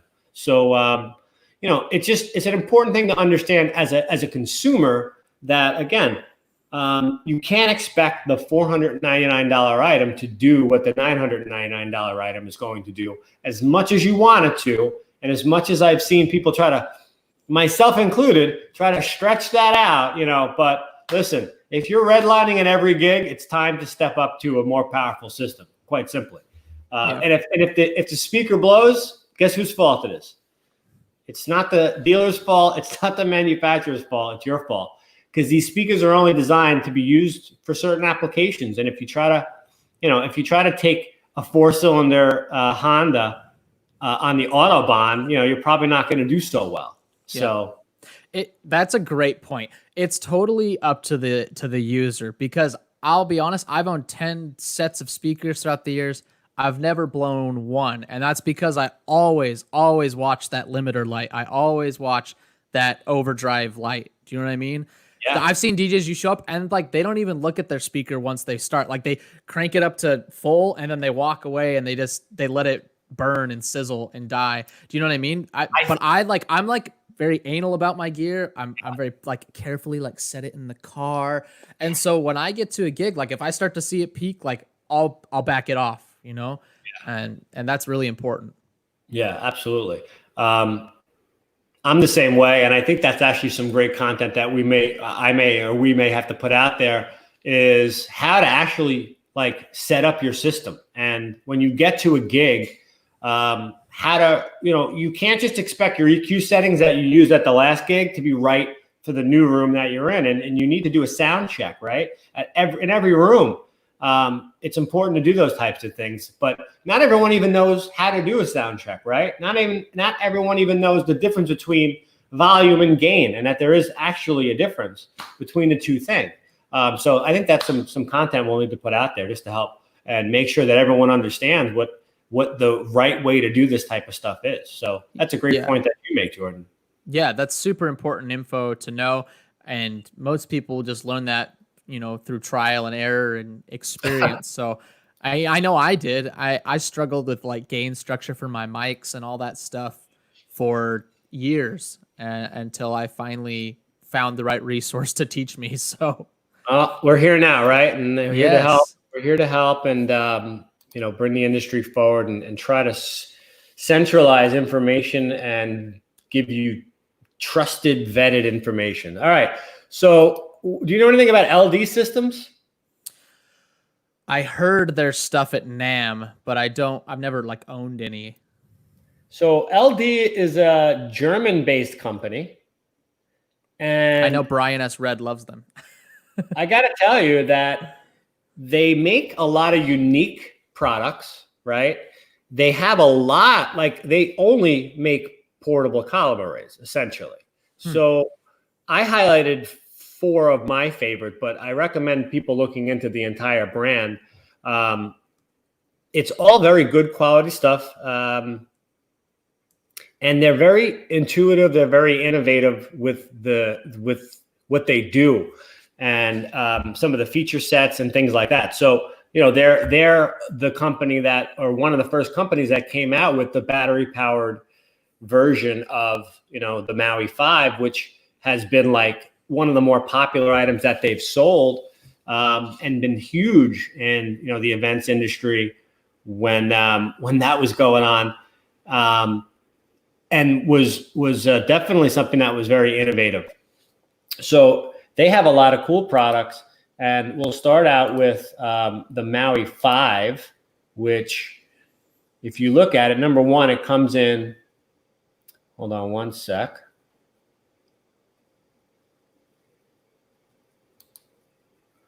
Comes in black or white, and this maps out for $599. So we're talking about, a very inexpensive system here. And again, this is not what I would say is like a DJ speaker per se.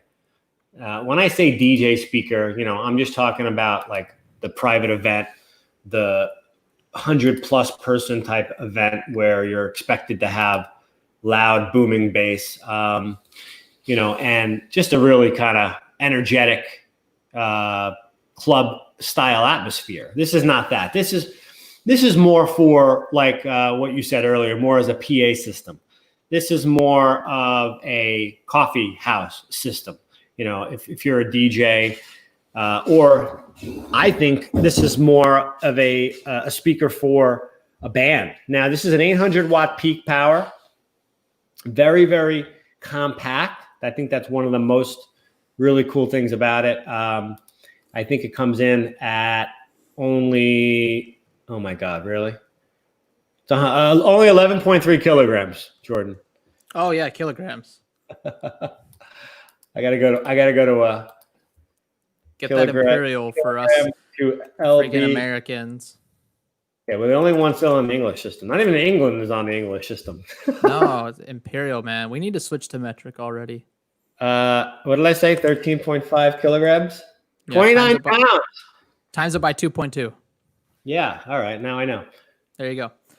I'm not in med school, obviously. Yeah. I mean, I don't know kilograms. So yeah, this is going to be comparable to that SRM-Flex weight. I talked about the SRM-Flex earlier from Mackie. It is also comes in white, and again, it's a system that I've sold them a lot, and it seems to be more of a solo op, person who's either a musician, a DJ doing like really, really small event, just doing music like at the pool, at the residence home. I mean, I've sold them to situations like that. Yeah. Well, I mean, one of my favorite kinds of events, it's not flashy, it's not anything that's paying all the bills, but I love, like I said, the open house type thing. I've had companies hire me for their employee appreciation party, or the store in the mall that's doing a sale on Saturday. This is the perfect kind of speaker for that, because you're not playing at levels where you need to, do an entire crowd. You're just trying to give a little more bump than like the house speakers. You're trying to add just a little bit of extra fullness, a little bit of extra volume. That's what this is perfect for. And the wedding ceremony or the cocktail hour, because it's battery, I mean, no brainer. Well, this is anywhere.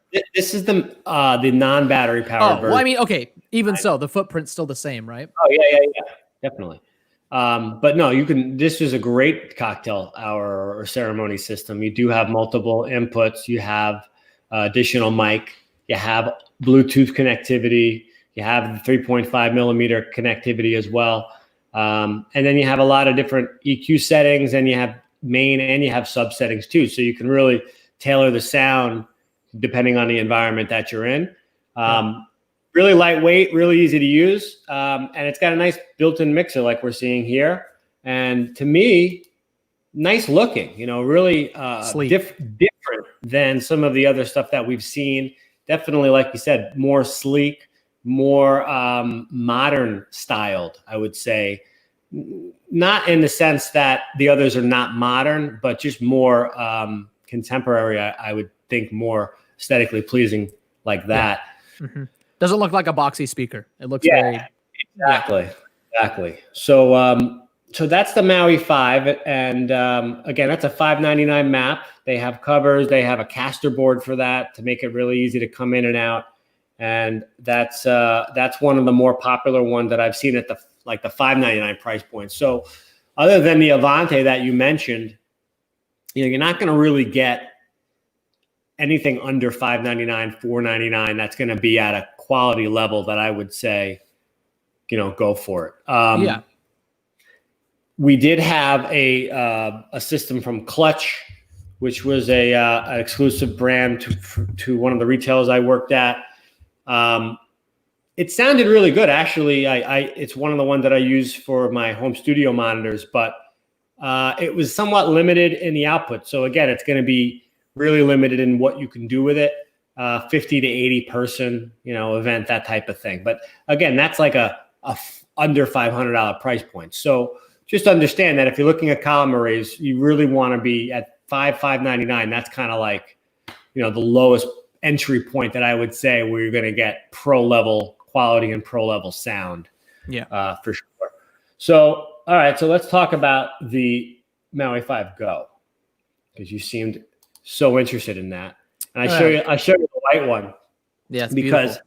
yeah, I mean, this thing was getting bought out like crazy. And I've had so many people tell me that having a white system literally got them a gig over somebody else because who didn't have it, because they were working with a wedding planner or they were working with a bride who was very specific about the way things looked. And sometimes, like you said earlier, when you have a black speaker, it just sticks out. If you're in a white room or a room that has a lot of lighter colors, that black in a certain area, especially during a ceremony or cocktail, really does stick out and like a sore thumb.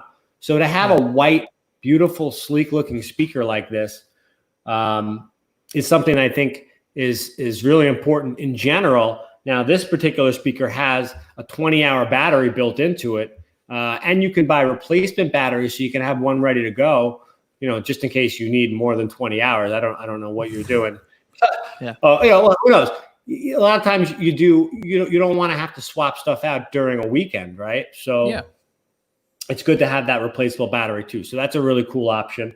And then this has, similar to the Maui 5, a really nice mixer built in. It's almost the same thing. So you have the Bluetooth, you have all the different inputs and outputs, you have a mixer built in, and the sound, I would say it's comparable to the Maui 5, maybe like a one notch below, because again, you're going off of battery power. Yeah. It's a different battery than what you're used to. It's a more powerful battery. That's why you don't see, we had a question earlier about Electro-Voice, when is Evolve going to do a battery powered speaker? I don't see those companies doing it that quickly, just because it's not a cheap battery. It's again, a business that you're now not controlling. So now you have to get somebody else's piece to power your system, and you're basing everything off of that. So not every brand wants to dive in that pool, which makes sense. But Maui 5 Go has seemingly done it very well. It's been very popular. And at an $899 and a $929 price point for the black and white, respectively, with the battery built in, with everything else that we talked about previously, I think it's a really good value. And you don't need two of these; you can just buy one. Has the same 120-degree coverage pattern, and is going to do what you need it to do. What do you think, Jordan? I think it's pretty. I think they're the king in this area. I don't think anyone else is making battery powered, at this price point with this performance. So if that's something that you're interested in, I think go this route. I think it's the best looking battery powered speaker on the market. Most of the time, battery powered options are not very sexy, but this one is sexy. So other than Bose, I don't even know if Bose makes a battery powered column. They make the S1, but it's not a column. Right. Yeah. Yeah, that's what I'm saying. I think I don't know any other battery columns actually. Do you? I know battery like traditional speakers, but not from a brand that I would feel comfortable having someone buy. Yeah. So yeah, if battery is important to you, this is the route I would go. But white all around, man. I've wrote about this in my lighting book, and I tell this to people. Being successful as a DJ is all about being different, because for every DJ with a white speaker, there are 20 DJs with the same black square speakers. Do you know what I mean? And the way that you progress and you stand out and you become unique as you do different things. And so back when I had those columns, before anybody else was using columns at weddings, I got referrals based on that, and I got venues that referred me based on that. And now everyone has columns. So if you're the DJ with the white columns, again, you're different. That's big. Being unique is definitely something that you don't see as much. And, hey, I get it. This is a copycat business like the NFL. You start to see people doing certain things, certain ways, and they seem to be successful with it. You gravitate towards that. It only makes sense. That's the way life works, right?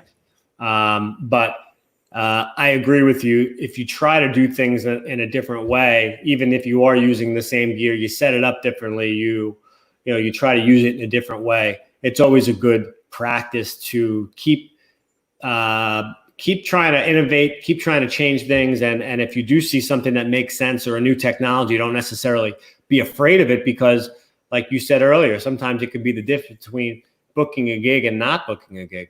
Yeah. Embrace it early. Like, so 4 years ago, no one was using columns. Now every wedding DJ is using columns.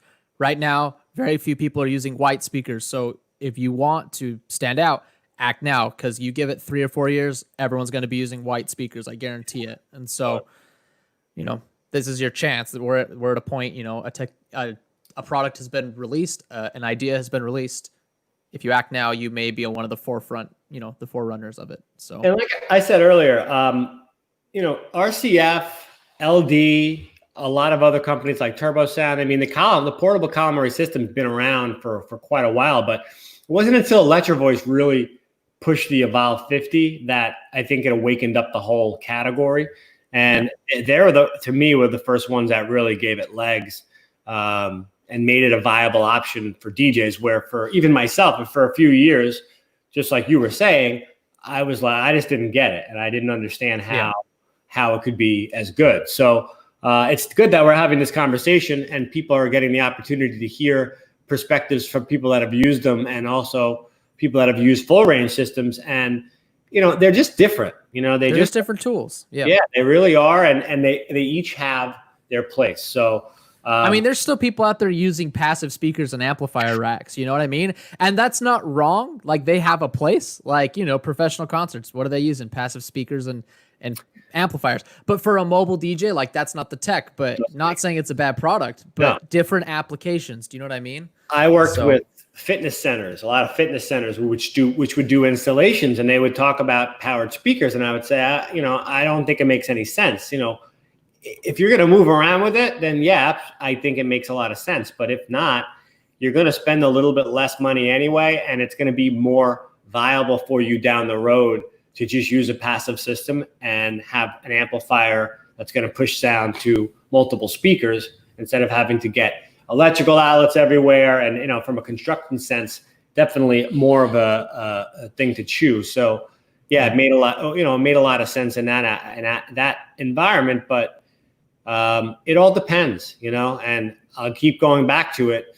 The one size fits all sound system is just not viable for too long. I mean, you can get away with it for a little while, but at a certain point you have to start to supplement and add to your inventory of gear. And not because I'm here to sell you gear or Jordan's here to sell you gear, because to do business the right way and to be able to, have the right tools for the job, it's just necessary, Yeah.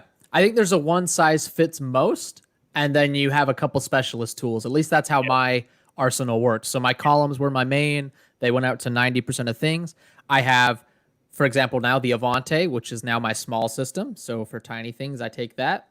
And I have the traditional cabinets for the large events. So I have 3 tools. Does one of them get used most of the time? Yes. It's a one size fits most, but it's definitely can't handle everything. So, as you grow, buy the most versatile thing first, and then as you grow your business, then you add on the specialist tools. It's the same with like lighting. I know this isn't a lighting discussion, but like people that go and buy like strobe lights at the beginning of their business. I know I did. I own like strobe lights. It's so dumb. Like, a strobe light is a specialist thing. Like, most events, you don't need a strobe light, right? A wash light is so much more useful, or an effect light. A strobe light's good, but in like moderation. Like, if I had to start with one light, it wouldn't be a strobe light. It would be a wash light. Do you know what I mean? Yeah. So get the thing that's most versatile first, and then add the specialist things with time. Agreed. Yeah. All right. So we're still talking about LD. Yeah. And we're going to talk about the Maui 28. So the Maui 28 is kind of what they have going up against the Evolve and Evox 8. It's in that class. I think it's $12.99. It's 1,000 watt RMS, 2,000 watt peak. Can we talk about something for a second? Sure. What do you want? Let's talk about watts, because, and you probably know this, but I hate when people talk about watts. I know. I keep bringing it up because that's what people want to know. Well, let's lay it out, because I think people should know, and and not everyone will see this, but we'll watch it. So, and Ben Stowe will tell you this, or any other person that knows about the electronic side and the acoustic side of things. So watts are just a measure of how much power the speaker uses. They're not a measure of volume. It's electrical. Yes, it's just electrical consumption. And the thing with watts is most speakers are 1,000 watts, or they fall between maybe 800 and 1,500, right? And one thing that's really important to know about wattage is while wattage does have an impact on volume, you need 10 times the wattage, the power, to get a doubling of volume. So if you have a 100 watt speaker, to double the volume of that, you need a 1,000 watt speaker. And if you want to double the volume of a 1,000 watt speaker, you need a 10,000 watt speaker. And so the spec, if you are shopping for speakers and you're comparing, and volume is an important spec for you, you need to compare dB or decibels. Okay. So, and we can pull up the stats on these, all manufacturers that are reputable will state the decibels as well. And that is the spec you should be looking at, right? So the speakers, and they mostly call it max SPL, sound max pressure. SPL, yeah, sound pressure level, same thing. And what's funny is the max SPL rating is interesting too, because it's tone rating. It's not actual sound rating. It's pink noise. Yes. Yeah, and it's at, I think, 3 meters, and like you'll never hit the max SPL.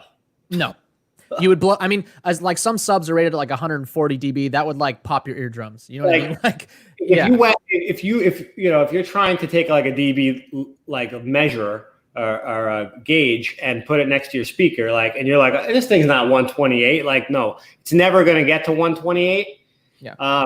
Because that's just the not the way that the manufacturers actually gauge this specification. It's like you said, pink noise. It's a tonal noise, and it's at like a 3 meter distance. It's with like a 1 second burst at full capacity. Like obviously crazy. It's not a perfect spec, but it's much more useful than wattage. And it's at least an acoustical gauge. It's an acoustic spec. And another thing that I learned recently, Jordan, I don't know if you're aware of this, but I'm deaf, right? We've learned this many times. I'm hearing impaired, but I do still hear a little bit. So what I thought was really interesting is that the human ear can't really tell the difference plus or minus about 3 dB. Yep, 3 dB is the noticeable amount. If you're 130 and 127, you're only going to hear a slight difference, as far as the SPL. So if you're looking at a speaker and you're going to spend an extra $1,000 because one says 128, one says 127, just understand that very likely it's not going to be any noticeably louder or less loud one way or the other. Because that's at the max of the volume anyway. Do you know what I mean? Yeah. So, specs are crazy when it really comes to it. And, just like anything else, just like if you read the nutritional value off the back of a box of cereal, they're going to give you the specs that put them in the best light. And that's all manufacturers, one way or the other. But yes, wattage is a marketing term, everybody. It has become a marketing term. It's because for whatever reason, that's the number that people want to know about. That's the first question they ask. Yeah. What's the wattage? What's the wattage? Yeah. What's the wattage? Yeah. And so if you're watching this, you now know better. Don't fall into the trap, and don't buy a speaker because it's 1,500 versus 1,000, or even like 2,000 versus 1,000. Because the 2,000, I owned I'm not gonna say brands, a 2,000 watt 10-inch speaker, and 2,000, and it was only like $400, but it was 2,000 watts. You know what I mean? Again, my EKX is a 1,500 watt speaker and was 8 or 9 or 10 dB louder. So just because the speaker has more watts, it's probably just using those watts less efficiently. Do you know what I mean? It's all in the design of the cabinet, the quality of the drivers. Yeah, exactly. So, it's all about efficiency. That's rant over. I'm sorry. No, it's okay. I mean, it's something that I've, we need to do an article on that. Yeah. Well, you do. People don't always know. At the end of the day, they don't always know. So I'm glad we had a chance to talk about it. And definitely look at the SPL, look at the frequency response, look at the size of the voice coil, look at the size of the compression driver. These don't always equate to one thing or the other, but these are all other types of specs that you should look at to equate quality or one thing being better than the other when you're comparing speakers to one to the other. So the Maui 28 is 1,000-watt RMS, 2,000-watt peak. Mm-hmm. And yeah, it's beautiful. Again, 126 dB. That's good. Yeah, 126 dB is the max SPL on that. And it goes as low as 45 hertz up to 20,000. You know, what is it? What did you say? 2.5? I'm getting kilo. Well, I have to multiply the kilograms again. So yeah, 2.2 technically. 30. Oh no, this is 30.9. So it's 60. Was that 75 pounds or so? Somewhere around there. Yeah. Okay. He's a big boy. Yeah, that's for the whole system. So yeah. Dual subs in this. I just read. That's yeah. cool. So this is a dual 12, right? Dual 8. I'm sorry. This is the dual 8. Still, it's a one. Yeah, it's got 1-inch neodymium high frequency drivers. Then it has 16 3-inch full range speakers in there. So you've got a lot going on. Yeah. Comparatively to some of the other speakers in its class. And crazy mixer on the back. This really looks very similar to the Evolve 50. I have to tell you. Mm-hmm. This is the G2 model, so I wouldn't say that. I would say that Electro-Voice probably set the standard here. Yeah. But a nice looking speaker. The specs on it are really good. I have to tell you the truth. I've never actually heard this particular speaker. It's definitely something that if LD is listening, I'd love to do a review on it. And I think people would be interested in hearing about it. Yeah. The specs are definitely good. So very good. I would definitely take a look at that one for sure. And the last one that I want to talk about from LD, Jordan, is the big boy. Yeah, I just pulled that up. The Maui 44, which is the question I posed at one point is this an Evox 12 killer? Because, you know, one of the things that Evox 12 does really, really great is sound amazing, right? But some of the things that doesn't have are some stuff like this, right? So Maui 44 is very comparable spec-wise to the Evox 12. Okay, it's and I'm gonna make sure I have the exact specs in front of me so I don't misquote this. But first off, it has Bluetooth connectivity, okay, and it has the ability actually to wirelessly pair to another speaker, which I think is really a cool feature that I've yet to see in a portable column array of this level. This thing goes up to 132 dB, Jordan. That's killer. All right. I believe that's in line with the EKX12. So that is a lot of punch. Yeah. But they're really big. This is a birchwood cabinet. It's a 1,500 watt RMS. So they're telling me that it's a 3,000 watt peak. Okay. Yep. We don't care about that. We care about dB. But and I believe this is a single 15. Yeah. So again, it's you know, they're going right after Evox 12 with this, and like we said earlier, it's comparable in sound and specs. What I don't mean to say sound because I did hear it. I would say that it sounds good, sounds really good. Do I think it sounds as good as the Evox 12? That I don't know if I would say that per se. You know, hey, sound is subjective. So what I think sounds good may not sound good to you, or may not sound good to anyone listening to this today. Yeah. But either way, what it does have on top at the same price point is it's going to give you the Bluetooth connectivity. It's going to give you some of the bells and whistles that, you know, are different and make it a little bit more unique comparatively to the Evox 12. Yeah.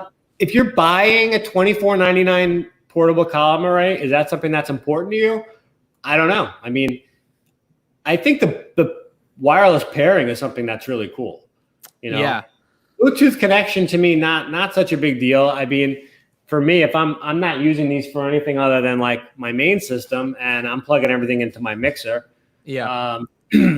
But you know, you may be in an environment, especially as we progress, where people are DJing from their phones now. So yeah, You literally, I'm not recommending that, but I'm just saying you could have 2 of these things and be running sound off the DJ app, and do a show, do a party. So, I mean, that's definitely something different, something cool. Yeah. And I like the aesthetic of the Maui over the Evox as well. Because the Evox is not, it doesn't transmit the sound up through the pole, right? There's a cable that connects the top to the bottom. Correct. So just one more step you have to do. Yeah. So, but that's the trade-off, I guess, for having it be adjustable or not adjustable.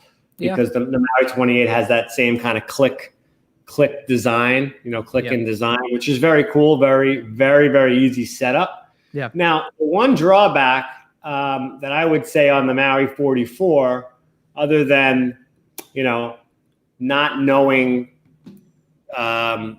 durability wise, because it is a fairly new product in the G2 version, but it's really big. It's really, really big. So it's really walking the line of portable column array. And, this thing is really big. What was the weight on it? I didn't see. That's what I'm looking at now. Yeah, portable is all subjective, but this is still probably more portable than a traditional cab, a speaker stand, and a sub. But definitely. It's definitely not Maui 5 Go or Avante level. I mean, this has got to be as heavy as some big old traditional subs. I mean, if the other one was 65, 70. Yeah, this has got to be up. Let's see, specs. Well, I'm going to get you a weight on it. You're going to 47 kilograms. So you're up at like 90 pounds. Yeah, that was, I remember it being close to 100 pounds. Yeah, that's a lot.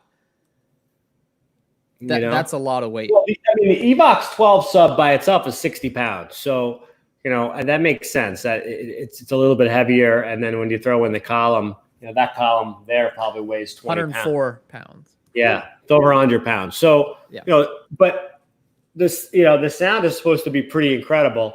And that's another one I would love to, I heard it at NAMM, which that's a tricky place to hear anything. Yeah.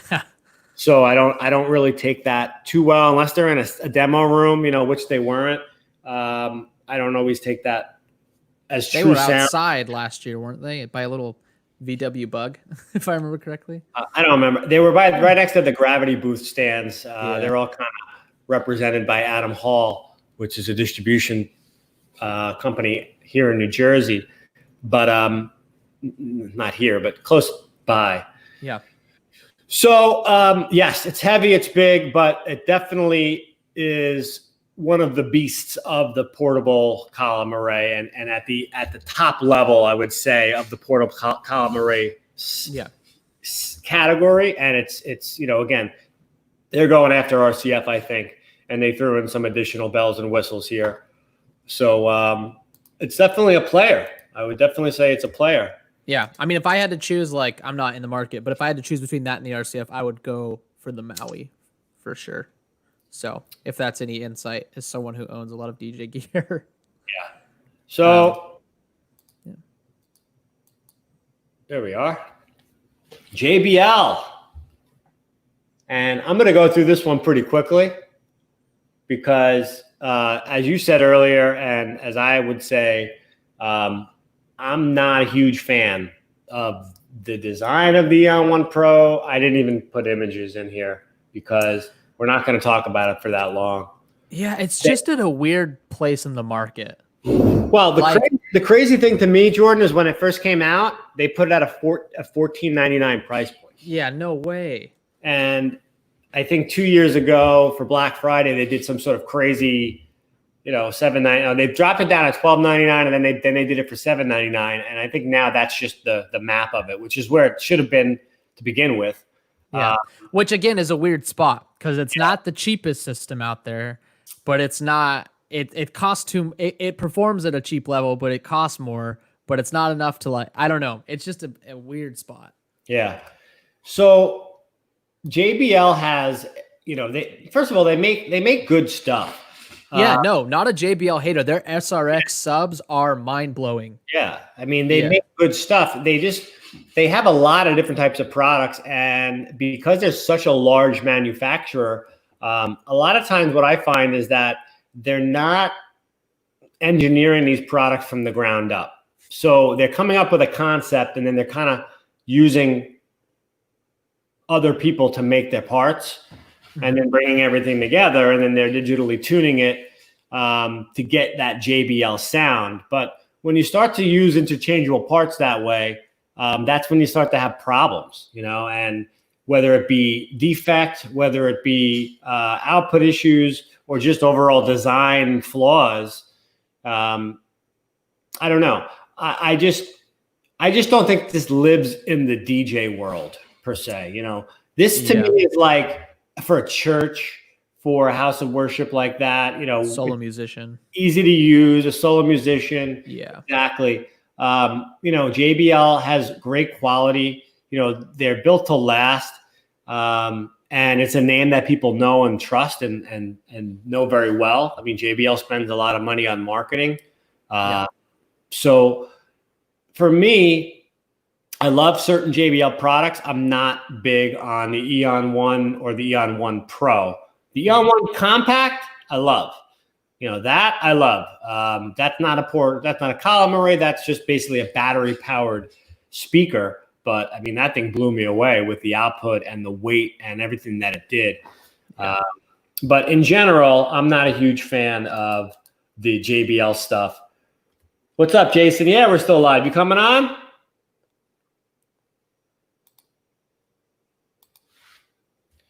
My boy Jason, yeah, here he is. Hold on.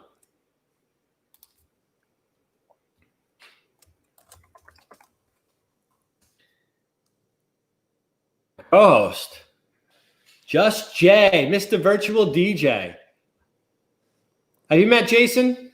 No. All right. So Jason and I go back a long ways, and he's asking me for the link. Hold on. We're getting him on now. And this guy. Stand by. This guy has been in the industry for a while. He's been a DJ since the mid-90s, but has worked in a lot of different capacities. And he knows sound. He worked for a marketing company that did RCF, that did Mackie, a few other speaker brands as well. He used to work for Gemini way back in the day, but wealth of knowledge. And I'm very lucky that I have him for my live streams every other Thursday that we're doing at 8 o'clock. I'll do a quick plug. Next Thursday, 8 p.m., July 30th, we're going to have some great guests next week for a to stream or not to stream discussion. So I wish I could come. Jordan, you did a stream with us not that long ago with me about, the entry point when people were just starting to do it. And what we're going to do is we're going to do a little bit of a follow-up to that. And, talk to some people that have had really good success with it and figure out some of the things that they've done right, some of the things that they've done wrong, and learn from that and maybe pick up some new tips on how to monetize it, how to utilize it as a tool for growing your business, not right now, but for the future. Mm-hmm. And, as you see with what I'm doing, live streaming has a lot of different ways that you can reach people. So it's something that I'm excited about, and I wish you could have made it too. Next week after that, I'll get there. We'll get you on one. Yes. All right. Multiple. That's it for the slides for now. It's 4:15, I think. Jordan, how much longer do I have you for? Well, I've had to pee for the past hour, but I've had to pee since about 1:30. Yeah. You know what we're gonna do? I've got something going on here. So we're gonna take a quick break. We're gonna wait for Jason. Okay. And, you can leave, Jordan. You don't have to come back. It's up to you.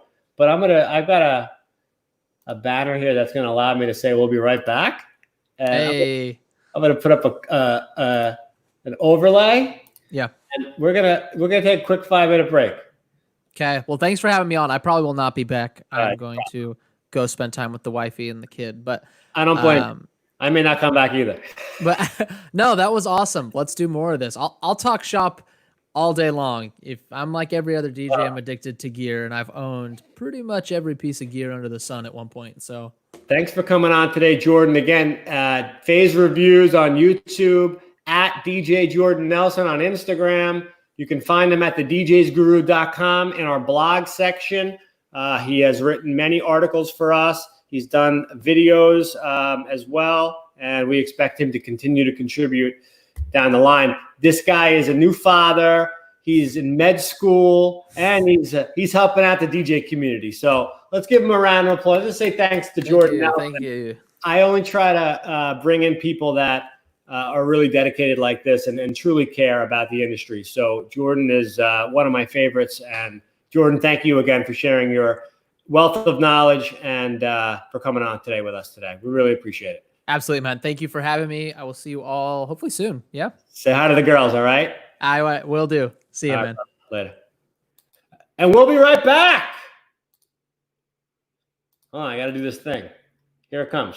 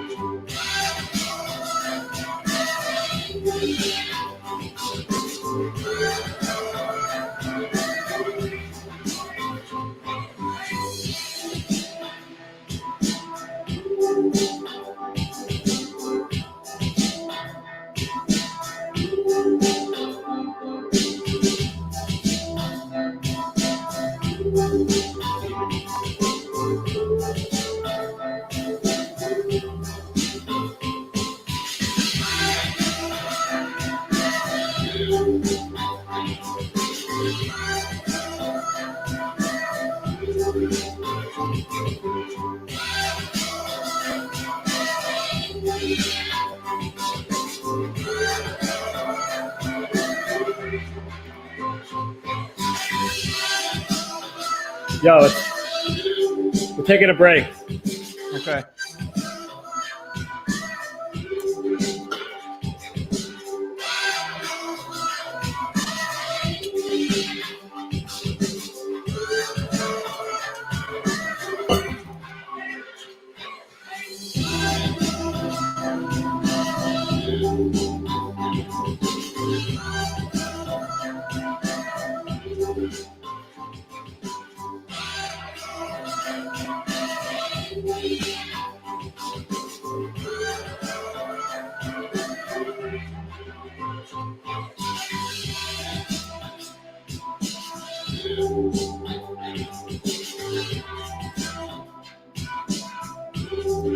All right. We're back. Took a little break. 7th inning stretch. And we got the home stretch here. I got DJ Just J, my co-host with the most, coming on. He's got a camera issue, but we're going to get him on. And I think we'll do a little recap. And it's always fun to talk to Jay. So I will bring him on as soon as he gets his camera issue worked out. But my question to everybody is, are you having a good time today? I know I am. But we've been doing this for 3 hours and 19 minutes. And I've never done a stream this long before. I hope you guys got some good information out of this. Does anybody else have any questions out there? I think I've tried to cover everything that I could as much as I could. Now, I didn't have the opportunity to use every single one of these products, so I like to only speak passionately about a product when I really get a chance to dive into it. And I'm going to be diving into to the Evox 12 very soon. I got a big gig next Saturday with them. I'm going to be using them on an undisclosed outdoor location, completely following the rules. Less than 50 people here in New York. We're going to be good. And we're following all safe practices during this pandemic. Highly recommend that. Make sure you're following the rules. Be safe, be smart, but don't be fearful. That's what I say. So if you have any questions, definitely drop them down there. Again, we're coming to you live on YouTube right now, live on Twitch, and on Facebook. And Mr. Jason Longobardo. Hold on. I have things moving around and building a new studio. So I like a quick impromptu, like, yo, Justin's like, jump on. I'm like, all right, let me put pants on and do this. What do you got? Is that a Rock and Soul t-shirt? Yeah, buddy. Ah, cool. All right, let me move things around so it looks like I'm looking in the camera. All right. So fill me in. What'd I miss? You missed everything, man. And damn it. I want you to, I mean, I got to tell you something. First of all, I can't believe I made it this long. I really, about 2:30, I said, thankfully Jordan came on, but I don't know if I would have been able to do this by myself for 4 hours. I don't know why Mike Francesa didn't want a partner for all those years, who retired yesterday, by the way. Really? Yeah, he retired finally. After he retired and then came back, yeah, he retired because no one wants to listen to him anyway. But anyway, I don't know why you'd want to do a show like this by yourself. By the way, I'm digging your room. I like that. Like that? My new bachelor pad. Did you just move? I've been here since January. Oh, all right, so not since last week. We're gonna have a private conversation, but the whole world is gonna listen. So all right, that's fine with me. I'm a pretty open guy. I'm trying to create the Howard Stern show for the DJ community. That's what I'm trying to do. Can I be the Artie Lang? That's who I want to be. You're in, bro. You're already in. But either that or Fred. I want to be him or Fred. I'm a pretty open guy, so I'm going to take this opportunity to let everybody out there know that since January, I'm divorced. I lost my dogs in the divorce. I see my daughter only half the time now. I went through a quarantine. I'm no longer with the company I was with for 16 years. And guess look at that smile on your face. Guess what? And it's not because of all the things that I just said, but life is good, Jason. Freedom is a good thing. And when you finally, get to a point in your life, when you turn 25 like me, and you figure it all out and you figure out what makes you happy, that's like a mind-blowing situation. And happiness to me is the most important thing. And I found it. So thank you for sharing in it with me and helping me to do what we're trying to do here. And I think we have a total of half a person watching us right now, but that's okay. But I got on. It was all downhill from there. But anyway, so that's what I've been going through, and it's okay because everyone goes through stuff and everything gets better. And you hit hard times, but it's all about the comeback. And I'm excited for the next 5 years and to see how things progress. Well, I'll pitch to you my idea. See, I'm still happily married, but I'll pitch you my idea of throwing divorce parties off air. I have a really good get rich quick divorce party scam. Okay. Interesting. So what did you miss? I think I want to talk with you a little bit. We'll go back to RCF because you have so much history and experience with them, being the guy that I used to go to with all my RCF questions. And do they have it? Do they not? You also currently work for an Italian speaker brand, so that. And I was one of the original people that helped launch the RCF brand in the United States back in 2007 and 8. So yeah, and you've been to Italy, like you've been to these factories, right? Like you've seen how they operate and stuff. So talk to us a little bit about. Let's just talk about RCF. But have you ever been to their factory in Italy? Yes. So what's it like over there? And tell me why you've always loved RCF and what it was that stood out to you about the company. That's a good leading question. When I started working for the rep firm that I was with at the time, RCF was still a new brand. They were doing, I think, less than $2 million a year in the United States, and most of it was just concentrated in the Northeast because they were based out of New Hampshire at the time. So it was exciting for me because I knew about RCF's involvement with Mackie. And Mackie SRM 450s at the time were like basically a godsend for DJs. You know, I mean, they were heavy and they were loud, but they were self-powered. They were plastic. They were, I mean, they're lighter now than they were, but it was a godsend to have this powered speaker. And it was a collaboration between Mackie in the United States using RCF manufacturing in Italy to build that SRM 450. So it had RCF components inside of it. And when people started to find out about, oh, wow, you know, people are using other manufacturers' components. Like everybody thinks that if Mackie makes a speaker, it must be a Mackie grill, a Mackie amplifier, a Mackie crossover. It's not. It's a combination of a lot of different pieces. And RCF got put on the map because Mackie bought their manufacturing facility in Reggio Emilia, Italy. And that's how I kind of got onto RCF. And then when they put out their first powered box, I became the rep and I was like, okay, it's on now. I mean, this is the original Mackie speaker company here, and now they're building their own self-powered stuff. And I think that for the Northeast, we had a lot of grassroots people pushing the product, guys that were working gigs on the weekends. They were musicians, DJs, all that stuff. So we were able to connect and really launch a brand. That AR 312 like kind of took over, right? Like that was the first speaker that really that's basically the Mackie SRM 450s, the ART 312A. Right.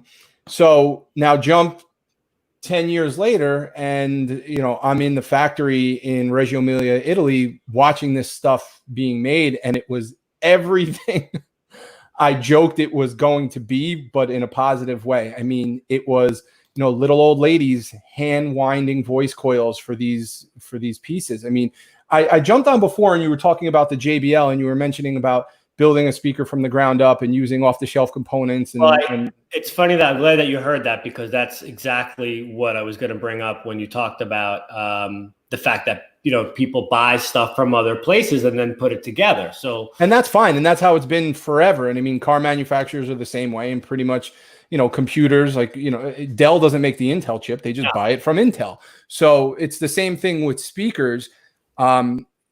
Until you get to a company like RCF, where if I had to say it's about 90% their components, because they do use, you know, they're not making the fabric for the speaker behind the speaker grills and things like that. But as far as their, you know, the designs, they're the ones that are designing all the, you know, R&D. They're using their own components, and the components are specific for those boxes, but then are also sold separately.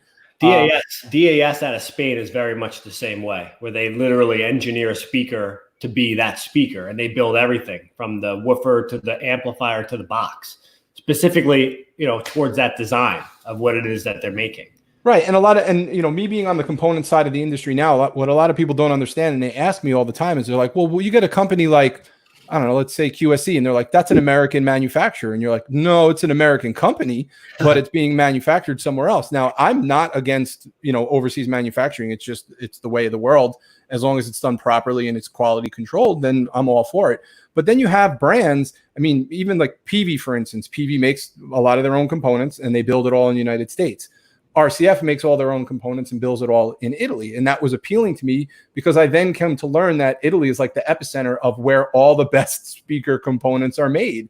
18 Sound, BNC, Chiari, Faital, who I work for. All these manufacturers are coming out of Italy. And now you have one that's making the full box and all the electronics. It was a win-win for me. What do they have, like a secret reservoir of neodymium over there? What's going on?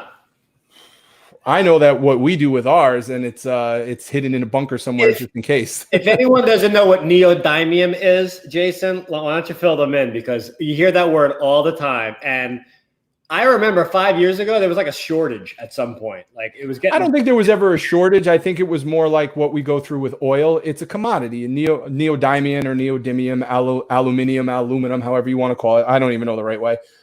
It's a rare earth metal that's used to make magnets. However, this particular one is super strong, and they're basically using fraction of the size to to achieve the performance of a other type of metal or rare earth metal. So they're using it in things like microphones for the elements on the inside, your cell phone, televisions, watches, pretty much anything that needs this type of metal. And it's very expensive and it's very hard to mine. And our industry tends to be like the last on the pecking order of who's going to get it, because we use a lot of it on the back of these magnets, speaker baskets for the magnet. And it wasn't that we were running out of it. I think it was more of where the price was fluctuating based on how it was being mined. And then the prices went through the roof because there was a bigger demand for it. And primarily there is mining here in the US for it, but just like oil, it's very low amount. So most of it comes from the East and in China and that part of the world. So they kind of have us by the, so that we have to buy it from them. But it's, it's lighter and it's more powerful. So it's become a standard in speaker building now. And what's funny, and I said this earlier, China doesn't really manufacture as much as you think. They assemble. They're master assemblers, So that's what they've really gotten down is the efficiency of their factories and their ability to take these parts and components and put them together to make the end product, Right. I mean, I talk about it all the time. I have since I worked in retail about everyone's like, I don't want to buy it if it's made here. I only want to buy it if it's made here. And I try to tell people, well, that's the wrong approach, because stuff could be made somewhere that you're not, you don't want it to come from, and it can be made better than if it was being made here in the US. Plus there's laws in the US and other parts of the world that restrict certain types of manufacturing, whether it's hazardous materials. Mm-hmm. So we can't do it here. So it has to get done somewhere else. Now, do I think it's okay to have manufacture things with hazardous materials somewhere else? Not really, but it's not up to me to make that call. So stuff being made in that part of the world doesn't mean it's all junk. What I have to say is it's the company in the United States. How well do you oversee your operation in China for your manufacturing? Right. And how well do you trust that manufacturer to keep your intellectual property reserved for you and not be bootlegged and sold off to somebody else? That's a problem. And when it gets here, how well do you QC it before it goes out to the people who are going to buy it? That's another part of it too, that is part of the process that doesn't always happen. Depending on who you're talking about. Actually, I don't think that any of the stuff that's coming in from overseas is QC'd here at all. I think that once it's QC'd there and it's put into the box, it's put on a container and it ends up at your warehouse, to be honest. I think that there is some stuff, but it's probably the stuff that's made here in the US. I mean, I know for a fact that when my components ship from Milan to New Jersey, we're not re-QCing them in New Jersey. We're hoping that our manufacturing did all the QC in Milan correctly. And when it gets here, now our return rate is less than 0.5%. So they're doing a pretty good job. But as you start to sell more stuff, that 0.5% can still get to be a lot of product, which people will say like, well, Mackie thumbs, so many of them broke. Yeah, because we sold like 100 million of them. So 1% of 100 million is still a lot of, and I'm making that number up, of course, but it's still a lot of boxes. Yeah. And we're talking speakers, but I do know that in the lighting world, they do open the boxes up. And that I'm not going to say every one, but they do quality control checks of this. Well, you have a lot more mechanical stuff going on in a light as opposed to a speaker. Speaker may be different, so that does make sense. So, but just to go back to what you were saying about RCF and their factory, I mean, I loved it because they treated me like family there. They're probably the coolest Italians I've ever gotten to meet, and I've been to a few factories in Italy before. It's real people making it by hand. So when you think of like all the automation, there's assembly line automation, but there are people sitting there, winding voice coils. And when you spend $1,000 on a speaker versus $300, that's why, because it's handmade, and each one of those components is not just pumped out of an assembly line and dumped into a basket. There's a person putting it together by hand, just like a Ferrari or a Lamborghini would be made. Yeah. And, if you don't think that makes a difference, if you're listening to this right now, ask anyone who's ever been able to afford a Rolls Royce. I mean, that's a car that literally will last you forever. It will never, you can't. Right. And you can never in a million years compare user damage of a product versus a manufacturer defective product. They're two totally different things. It's like you can't crash your car into a brick wall and then call Ford up and say it was a manufacturer defect. But they will. They will. but that's okay. You know, listen, we're DJs, right? We don't want to admit that we're wrong sometimes. It happens. And everyone knows how to use their equipment perfectly, you know? Right. No well, I think way. what RCF does a really great job too is if no matter what speaker you buy, you go all the way up to their HDL 50 or their TTL 56, and you look at the technology that's in it, and it's not overwhelming. All of the Art series, it's, you know, a couple of inputs, a volume knob, and a power switch. There's not all of this stuff that you have to tinker around with to try to figure out feedback elimination and DSP and crossover settings.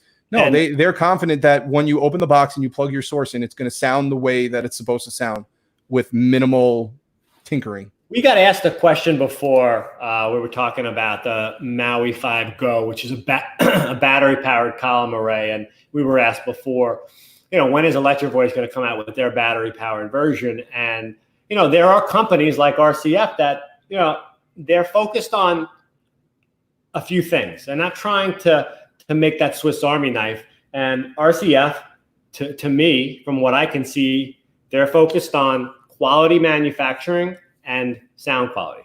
Well, I was aggravated when they came out with the J-Mix series, to be honest. And even though it's a popular selling one, I'm like, why did you guys do this? And they're like, well, the market called for it. We needed something with a mixer built in, something a little bit less price point, and all these other little features. And I said, but that's not what you guys do. You're not a Me Too company. You make a product and then everybody else wants to copy that product. Now, they weren't the first person or company to make a column array, but they made one that sounded amazing. And it was expensive at the time, and everybody else kind of followed suit. So when they came back out and said, well, now we have a mixer and Bluetooth and blah, blah, blah, blah, blah. And I said, you're just making that because that's what people want you to make. It's not what you're really most comfortable making.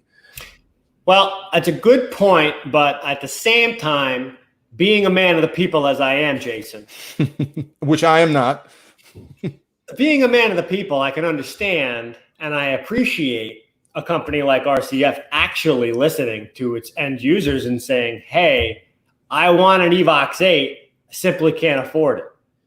But if you came out with something at a $12.99 price point, or I mean, I'm telling you, those things could be $11.99.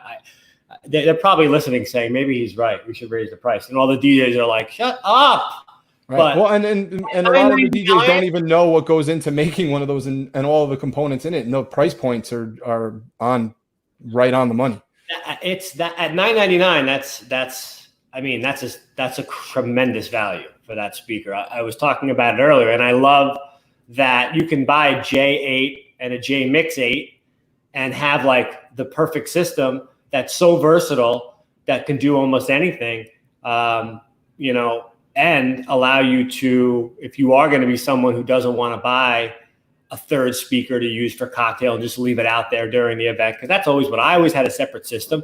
But I know people that they don't want to do that. You know, they don't want to have to buy a third speaker or whatever. So you have the J-Mix with the J8, and you can use that J-Mix during your cocktail or whatever and run it back in there if you need to do that. Again, I don't recommend that, but some people will do it that way. And if you want to do it that way, it's kind of cool to know that you could. Right.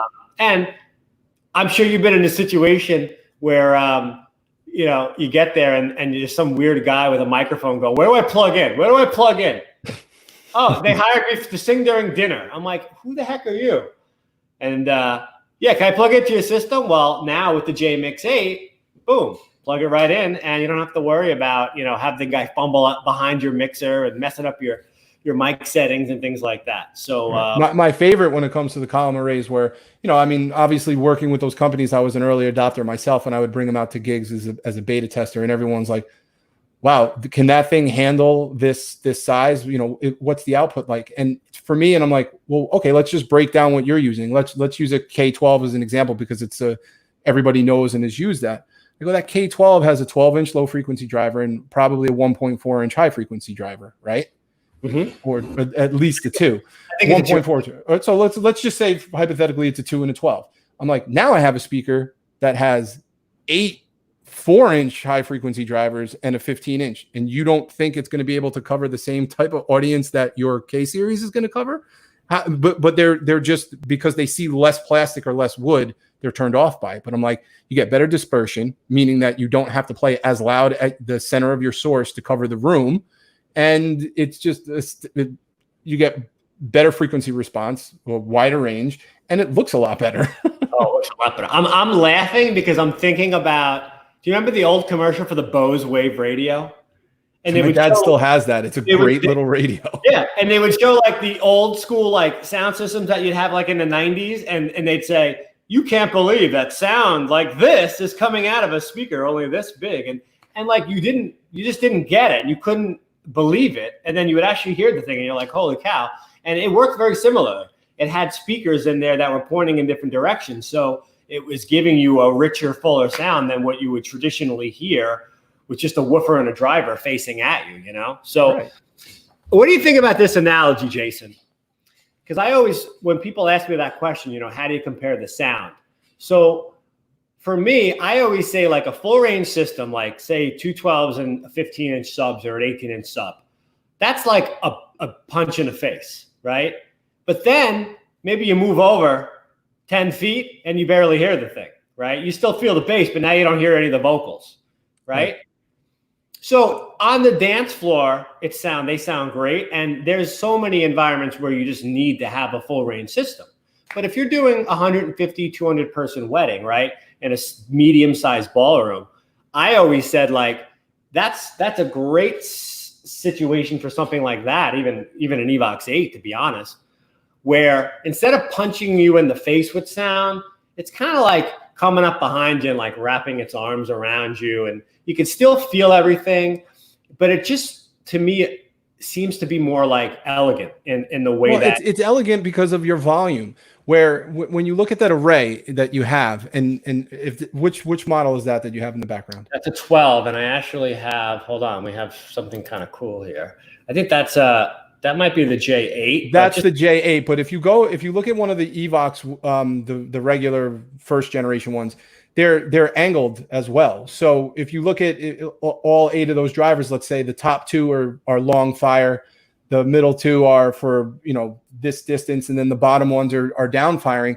You're able to get so much more coverage evenly, so that you have to turn the speakers up louder, so the people that are in front of them or on the sweet spot of the dance floor are getting distortion, or it's just too loud in order for anybody else to hear it everywhere. But with speakers like this, you're getting a better coverage without having to play it louder, so that you're getting less distortion on the dance floor, yet grandma in the back of the room can still hear the speech. I was just going to say, but usually they put grandma on the front, right by the speaker. By the speaker. So they always put grandma on the front. I don't know why they do that. Yeah. And I mean, if you've ever held a microphone like really close to any of these, because there's so many multiple drivers and there's such lower power and it's dispersing better, it's also better for feedback. Where if you have a 2-inch compression driver on a horn, it's when you stand in front of it with a mic, you're going to get feedback like crazy. But with these, it's just the patterns are tighter. It's less SPL, and you're going to get way less feedback with mics. And I don't necessarily say one is better than the other. I think that it's situational. I think it's room dependent, and it's also personal preference in a lot of ways. But I think that they both are very relevant still. I think that the portable column array, to me, is the future. I see things going more that direction. And what I said earlier was, and I like about it a lot, is it forces you to run sound the right way. By putting the bass. I was going to bring that up too. So finish your point, and I'll tell you what I'm thinking. Putting bass on the floor and making you buy the system, right? And then you have your highs at the top. And I only have it up that high right now because we wanted to show somebody earlier that said that he didn't think that they could adjust the poles. But RCF, that's why they didn't go with the click magnetic style, I guess, is so you have the ability to adjust the height, which you don't have with every system. With that magnetic kind of click and play system, Evolve has a short pole if you want to go shorter. But and what a lot of people don't understand either is that the distance of that pole is relative to the sound as well. Because I had people come to me saying like, "Oh, I want to be able to fly the tops off of my trussing, or I want to put the sub over here," and I'm like, "Do you understand that when they are tuning that speaker in the factory, they're taking into consideration the distance of those high frequency drivers and the subwoofer, and the pole can only go so high or so low to keep that sound relative. So you don't want to be moving them all over the place." Yeah. And please never, ever put a light on a portable column array speaker. Please don't do that. please don't do that. It's acceptable on a full range. I find it acceptable. I hang my light underneath the full range I've done it before. Don't tell me, I'm not going to say I haven't done it, if I'm in a smaller space or it's but not on a column array. It just looks weird. No, it would just look. It's just not. So here's one big problem with sound when it comes to column arrays. Yeah. And what would you say was like the biggest disadvantage or the biggest negative? You're gonna have to go back and make sure all your music is high quality. Why do you say that? Because you're just getting better frequency response out of a more driver system. It's you're gonna hear things in the music that you didn't hear before if it was recorded well. And if it's not recorded well, if it's a YouTube rip or if it's a low quality MP3, you're just amplifying crap where you should be hearing detail. And the first time I still remember Tarek and myself were sitting in the warehouse in Edison, New Jersey, and he's like, it was literally the first Evox 8 that came into the United States. I was sitting right there with him. We put on a song. It was it Fancy by who's that? Iggy Azalea or whatever. I'm so fan. So and he played it off of an iPod straight into the speaker, and I was going, I'd never heard parts of that song before, and I just couldn't, certain detail in the song. Not that current pop music has so much detail in it, but I'm like, I never heard this arrangement in this song because the speakers I had couldn't reproduce it. And then as I started to play some of my, my older hip hop tracks that I was like downloaded from LimeWire in like early 2000s and got computer aids from it, I'm like playing these back and I'm like, why does this song sound so much worse on a better speaker than my other speaker? It's because the quality was so bad. It was just amplifying the poor quality of the track. So you're going to have to go back and re-rip some of your bad ripped music on a column array because it's going to sound terrible if it's low quality. But it's going to sound louder terribly. What's up, Brandon? How you doing, my friend? Brandon, Jason, right? Brandon. Oh, Jason. Yes. We have a guest for you. We have a guest, and they wanted to say hello.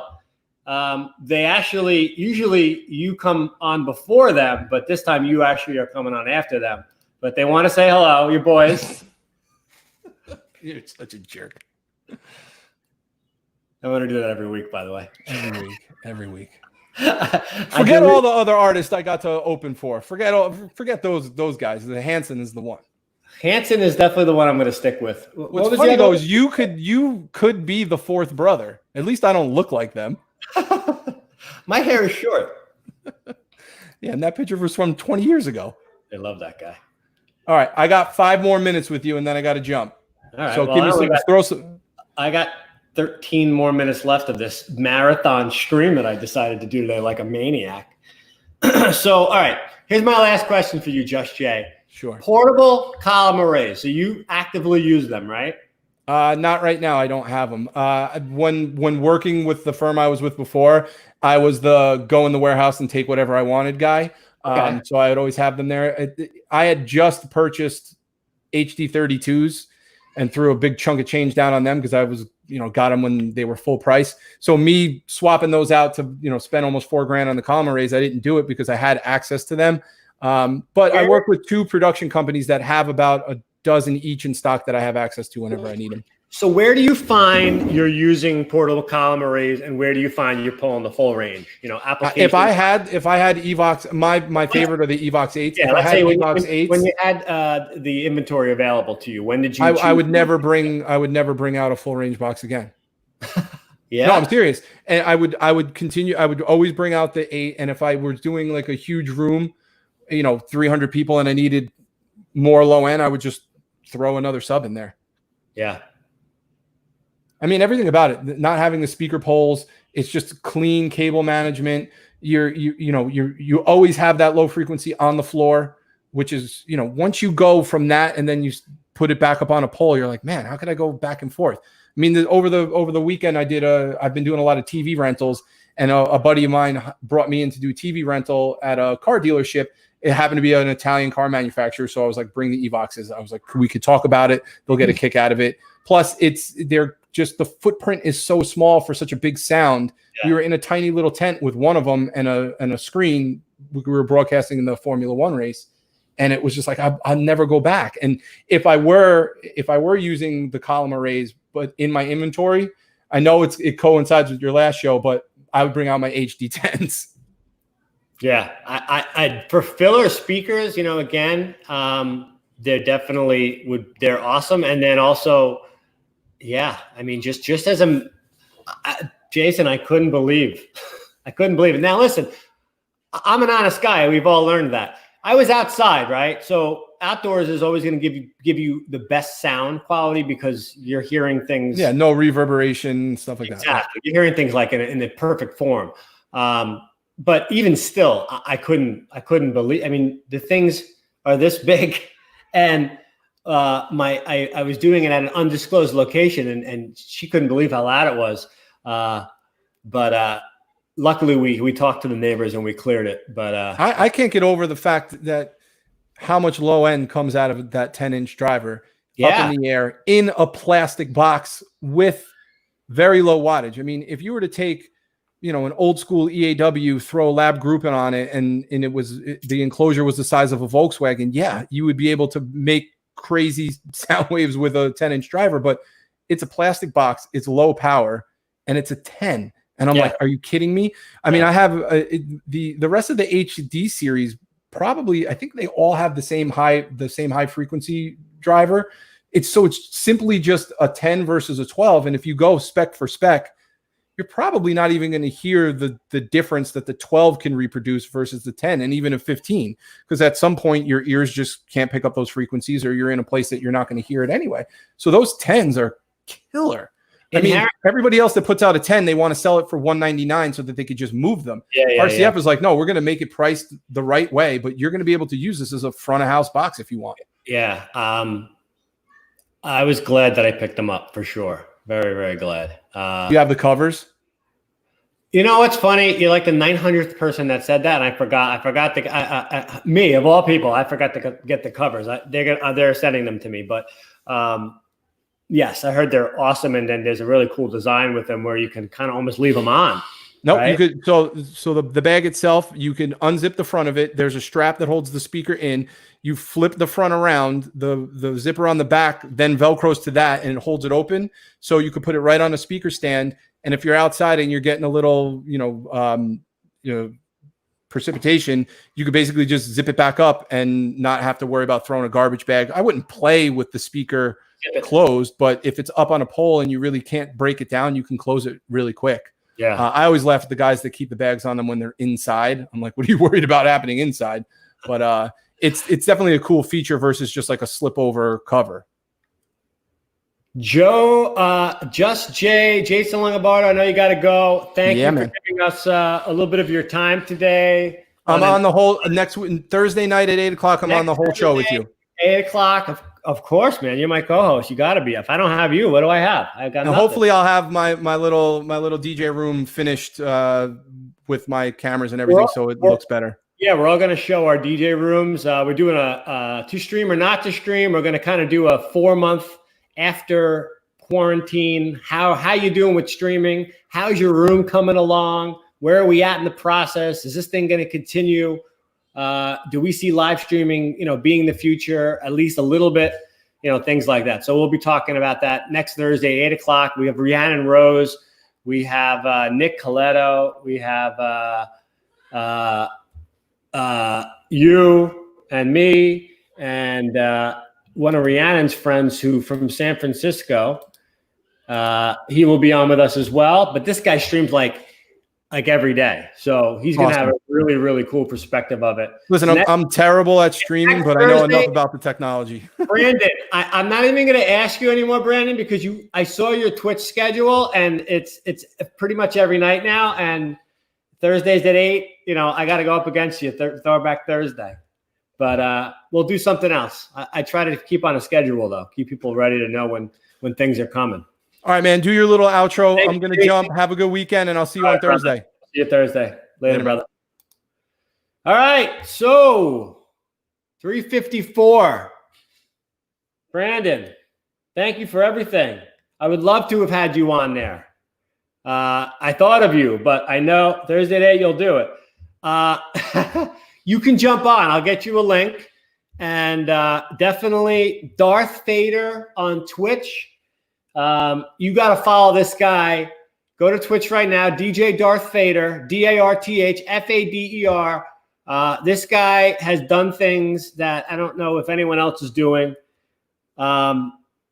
It's incredible stuff. Really, really creative, really cool. And I host him on our pages. Very cool stuff. And he's a great DJ. And he uses Evolve 50s, purchased several sets of them. He uses them at most of his gigs. And he is a mobile DJ, but more in the club world. He does a lot of lounges, nightclubs, and bars. And he uses the Evolve 50s in black and white. And he's a big fan of them. So, that's another person who is in the portable column array world and has been happy with the performance. And, this is a working DJ this guy himself, when events were happening, was working probably 3, 4, 5 nights a week. And then he was placing DJs in all of these spots because he couldn't handle it. So anyway, we've got 4 minutes left. I am clock watching at this point. But I'm going to do it because I said I was going to do it, and I'm not a quitter. All right? I'm going to go till 5 o'clock. Does anybody have any questions? Brandon, you got a question for me? Anything. I'll take, even if it's a non-DJ related question, I'll answer it. But I'm really glad that we did this today. And I hope that we got something out of it. This will replay again on Facebook at the DJs Guru. On my YouTube page, you got to go to YouTube and just search the DJs Guru for now until I get a custom URL. I need some more followers to get there. We'll get there. I just started this thing. And then twitch.tv/the DJs Guru. We're also showing it there. You can follow us on all the social media channels. You can follow us on Instagram, on Facebook, and all the other ones that I mentioned, all at the DJs Guru. Again, I am here to help. So go to the DJsGuru.com. We've got some great blog articles up there now. I have some great mentorship and coaching programs. If anyone has any need for that, I can help to steer you and guide you in anything that you might have an issue with or question on in the DJ world, and help to coach you to success. I've been doing this a very, very long time. I have a lot of unique experience, and I can really help people and push you in the right direction. So definitely check us out at the DJsGuru.com. If you like this content, if you like what we're doing here, please subscribe to our pages. Give us a like, give us a share, tell your friends. We're here to help. We're here to try to centralize the information and to give you a trusted, reliable source to get everything from in one place. Again, at the DJsGuru.com. And it's Friday. I want everyone to have a great weekend. I want you to spread love tonight. Make love if you can. Hey, that's always good too. Spread love. Here in New York, things are okay. We're doing well. We're happy. I'm happy. I look around me in the world and I see things that are good. And I want to continue to spread that kind of love and to spread that kind of happiness to people, because we certainly need it right now. So I hope that I was somewhat able to divert you, make you laugh a little bit. We're here to try to entertain you a little bit on top of educate you and give you some great gear knowledge. If you need anything, you can go to the DJsGuru.com, go to the contact page, shoot us a message. You can get me on Instant Messenger as well. And my phone number is there too. So feel free to reach out if you have any questions on portable column arrays. And I'm here to help. So thank you everyone for watching. Really, really appreciate you tuning in today. We're going to be back Thursday at 8 p.m. Eastern time to stream or not to stream. And we're going to have a great discussion with some really cool DJs, club DJs, mobile DJs, battle DJs, people that are all over the spectrum in the DJ world. So we're going to get some great perspective, and really looking forward to that show. Thanks, everyone. I am signing off now. It's been 4 hours, and you know what? I'm hungry. I'm ready to take a little break. So have a great weekend, everybody. Thanks again. Appreciate y'all tuning in, and we'll see you next time, and we'll see you on the flip side. Take care. Bye-bye.